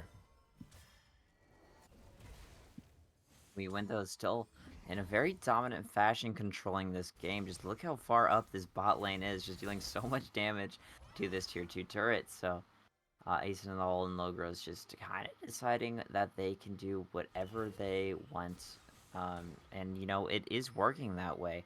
We might see them take down this Infernal Drake and start up and get closer towards that soul. If they do get this, it would be soul points. So, just incredibly dominant so far. It would also take this this bounty off the map. So, would be very smart for them to do this Ashe and just taking this down so incredibly quick that TDG is not going to have a chance, as they need to deal with the rest of this on the map, and they are going to trade it over towards this Rift Herald, so they are getting some gold on into their banks. But I'm not too sure I would take the Rift Herald or Soul Point trade, but they got to get something happening here. Yeah, the Rift Herald with the objective bounty on its head is actually worth a lot of gold. So for TDG, it's a small win, and they probably would have lost the Soul Point fight anyways, so they're probably waiting to fight until they absolutely have to, which will be in 5 minutes time when that next Infernal Drake comes up, and We Windows will be threatening the Infernal Soul. They have lots of damage on their Veigar and also on their Misfortune Jimbo Slice if he can find the correct bullet time onto multiple members. Let's say a Magnet Storm lands onto 5 and combine it with that ability. That can be the way for TDG to come back into this game and find a miracle fight that they need. Otherwise, I don't think it will be the case, as there's going to be a Dark Binding into a bullet time, but oh my goodness, Supro absolutely deletes that misfortune off of the map. So for now, it's a 1-for-1. It is Logros that is going to fall, but Wuju's winning the 1v1 in the top side, and it looks like the We Windows members are winning the 3v3 in the mid lane as well. That's going to be the last little tongue lick there for Wuju, who's going to pick that one up onto the Nasus. Columbia goes golden into that Zhonya's Hourglass, going to try and find the stun. Onto Supro, is going to do so, but going to be able to walk away from that event horizon for the moment. Ace in the hole is very low, but hiding away in that backline. Troll is almost dead, but is going to go into that Rel's form. Oh, but a shutdown was found from Dragon Lizard there. Supro trying to continue to play in the tower dive. Troll is going to try and find a kill as well, but they're throwing away their bounties and their lives. Action all across the map. Dragon Lizard finds their first kills of the game and actually ends up being a triple kill. So TDG, signs of life here. 7 kills now to their name. We Windows getting a little bit too confident in that mid lane turret dive, and you know it's going to be costing a lot of them their lives. So that Rel, I do think that on that re-engage made it a little bit more possible for them to shut down the rest of that We Windows squad. So I think that was incredibly well played, but wanting to get this mid turret here now, this Rift Herald will be going up, and I do think that will be all she wrote for this mid turret. But I mean, getting back into this game is still going to be quite the challenge for TDG, since they are, you know, have no Drakes quite yet. Windows is on sole point, and they are 2 turrets down. But, you know, slowly but surely they're regaining ground on this gold lead. I think it's really all going to come back to, I mean, I think this Vigart and this MF are going to need to do a lot of work to get into this this game. Yeah, the big problem is the stuns that can come through onto the Misfortune when she's using bullet time, and that ends up canceling her. You also have to keep in mind that Supro is going to be waiting for Jimbo Slice to go into that stationary ability to try and find that opportune time to get that one shot. But I'll stop myself because Kriksap is getting himself into a sticky situation here, as not only is he losing the 1v1 against Wuju, but Logros and Ace in the hole are here to back him up, and this Nasus is not long for this world, does not have access to the flash, but is using the ghost to try and get away safely. There's a teleport coming in. I think that's Columbia trying to join the play. The bullet time does not get any value. Cop 34 is engaged, goes wide, and that's going to be the flash forward, but Ace in the hole has a flash for himself. Jimbo Slice is flashing forward into multiple people, but you're way too far forward. You're not the type of champion that can tank up in the middle of 4, and it was a fight win in the previous play here for We Windows, but for the moment, their fight is not going the way that for now. Columbia able to find 1 kill onto Troll, but Ace in the hole is able to get that one back. In all the meanwhile, they didn't even have their mid later, as Supro was split pushing on the bot side. Dragon Lizard, Cop 34, the only ones to live in the aftermath of this play, but it might not be an aftermath. They might continue to siege, but I think they're going to reset for the moment. Wuju still very tanky on this Tom Kench, and then Supro split pushing on the bot side. Yeah, I mean, just so much value getting out of We Windows just at any point in this game. They can really kind of do whatever they want to make happen. I mean, in this Fizz, we see them on this bot side getting that tier 2 turret down, and by Kriksap, this is there to clean up the scraps of that wave. So, just deciding whatever they want. This Soul will be going up here soon, this Infernal Drake, so TDG definitely going to need to at least try their best to stop We Windows from getting this Infernal Soul. The fight's going to be started off. Chum the Waters used from Supro onto Cop 34. Not necessarily the target that you would think a Fizz would go after, but if that's the engage that's been stifled, then that's going to be a good thing, and it's an excellent enchanted crystal arrow from Ace in the hole, which will set up the kill onto Columbia. Even the Crown of the Shattered Queen will not keep you alive, as now Troll wants to continue to play, but you're the jungler, my friend. You can't be throwing your life away just like that. You got a soul to pick up. The rest of the team will try and do so, as there is a massive bounty, 300 gold on Wuju's head, and they're just going to give it away over to Jimbo Slice, but they will be able to secure themselves the Infernal Soul with the other 3 members. So Troll and Wuju getting too overzealous there in the aftermath of those 2 picks that they were able to get and throw away a little bit of bounty gold to the side of TDG. Yeah, it was Cobb getting a little bit of regression, and you know, we did see Supro being able to pick them off, but it was then followed by, you know, a pretty nice Ash arrow there, I mean enchanted arrow that we saw from her, so that followed up with the fight. But and then We Windows decided, you know, we wanted to continue this fight, and they did cost them 2 of their lives, but I mean, they was a fair trade, as they did get that Infernal Soul, so it isn't the biggest deal, but a little bit over aggression from what I would expect to see if they were trying to finish this game as soon as possible. But like they might just be racking up these kills. They might want to try their best to pad the stat lines a little bit, but we're just gonna have to see. I mean, having this soul down at under 25 minutes is incredibly quick. Yeah, So it's incredibly quick, and it's not quite. I would hope for Wii Windows' sake, they're not thinking about stat padding when they're only 4K gold in the lead. Thinking like that will always let you throw the game. So Wii Windows is gonna have to stay sharp. They are very far ahead, but it doesn't mean that they're not able to still throw this game, even while that Infernal Soul is in their possession. The name of the game is sit Wuju in front of Ace in the Hole and have Logros find a ton of peel for him, keep him alive. Ace in the Hole will carry these fights, and then let Supro find those assassinations where necessary, as Wuju's going to be the focus here. That bullet time is trying to eat through that Tom Kench HP, but it's simply not enough. That frog is tankier than ever and will not drop inside of the fight. Dragon Lizard is going to be the next target here for Wii Windows. This certainly will be a Baron after this fight win. They get 3 people down. Dragon Lizard running for the hills. Columbia might be next up here. Troll turns into that. NASA's actually found the kill onto Ace in the Hole. I did not even recognize that. And that will be more bounty gold going the way of Columbia and will hinder the DPS that they're able to deal if they do actually go for this Baron. But now Columbia could be locked up here. Supro did try and use the Chum the Waters. This Vigar does go golden, but Wuju can tank this tower for days and allow for Supro to try and find off this kill. All the meanwhile, Troll is trying to chase down Dragon Lizard, who's running for the hills, but will not be able to run to safety, as even Logros does a lot of damage with this Infernal Soul. Into the alcove he goes. Alcove Gaming will not save you. Supro is still persistent on trying to find this Vigar, but he will not find it. He will only find himself death. What I thought was going to be an easy Baron for Wii Windows turns into a chase all around the map, and we might not be done just yet because Cop 34 has found Troll, and now the TP is coming through. They have to run for their lives, both Logros and Troll, to get away from this play, and they would be able to do so because Quicksap does not have the speed to catch up to them. Oh my goodness. Every single play is extended. I mean, they are just continuing the fight for as long as they can. Wii Windows just never want to give up an opportunity for a kill if they don't have to. But each time they do that, it does seem that they're making a little bit of mistakes that they definitely don't have to make. And it could result in TDG getting a little bit more back into this game.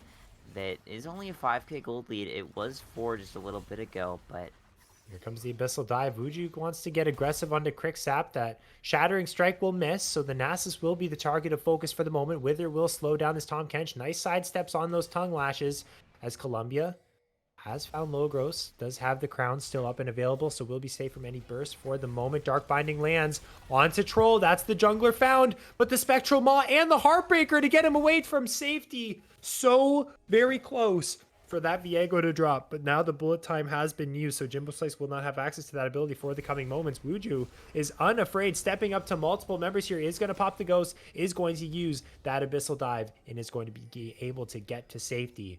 Tension building around this Baron. yeah, Wuju is just such a massive tank. I mean, he's got so many stacks onto this Heartsteel. So, I mean, he can really just face check whatever bush he wants to, and definitely, I mean, nobody on the side of TGG can hit through that too hard, as I don't think anyone's got percentage, uh, max percent HP damage. Maybe that Nasus, if I'm not mistaken, could have a chance, but um, it does not really matter. This frog is very large and is only going to get bigger if he gets to more of these stacks. But a fight is Break out here, and that's going to be the Vigar locked up. That's a key carry. Now, we Windows, go for the Baron, or if you can find these kills, maybe you can actually go and end the game this time around. That's a 3-for-0 in favor of the Wii Windows team. This game might just end right here, right now. Dragon Lizard goes into the Zani's Hourglass, but that will only delay the inevitable because the Fizz has gotten right on top of you, and Crixap is in the 1v1 against this Frog, which he cannot get through, and he's saying, my goodness, my team has all fallen. Everything is falling before me. I have to try and win this 1v1 just to get that little bit of bragging rights, but I don't think you're winning it out. It's kind of even right now, but that's the Devour that's going to be used, and Crixap, with the advantage or the disadvantage of his opponent having that Infernal Soul, will end up dropping in the fight, and all the meanwhile, the Nexus was exploding, and Wii Windows punch their ticket to the grand final, where they will face the Haram Harem in a best of 5 for the trophy in this year's Clash Invitational, Odyssey Clash Invitational. Yeah, I mean, exciting game stuff there. I mean, we win those just such a dominant performance from start to finish. I mean, getting that soul insanely quickly. I mean, and just playing all their champs incredibly well. TDG just faltering a little bit, but I'm excited to see what we're gonna find in that finals versus Haram Harem and this Wii Windows squad. So I don't know about you, but I'm looking forward to next week to when we finally do see that.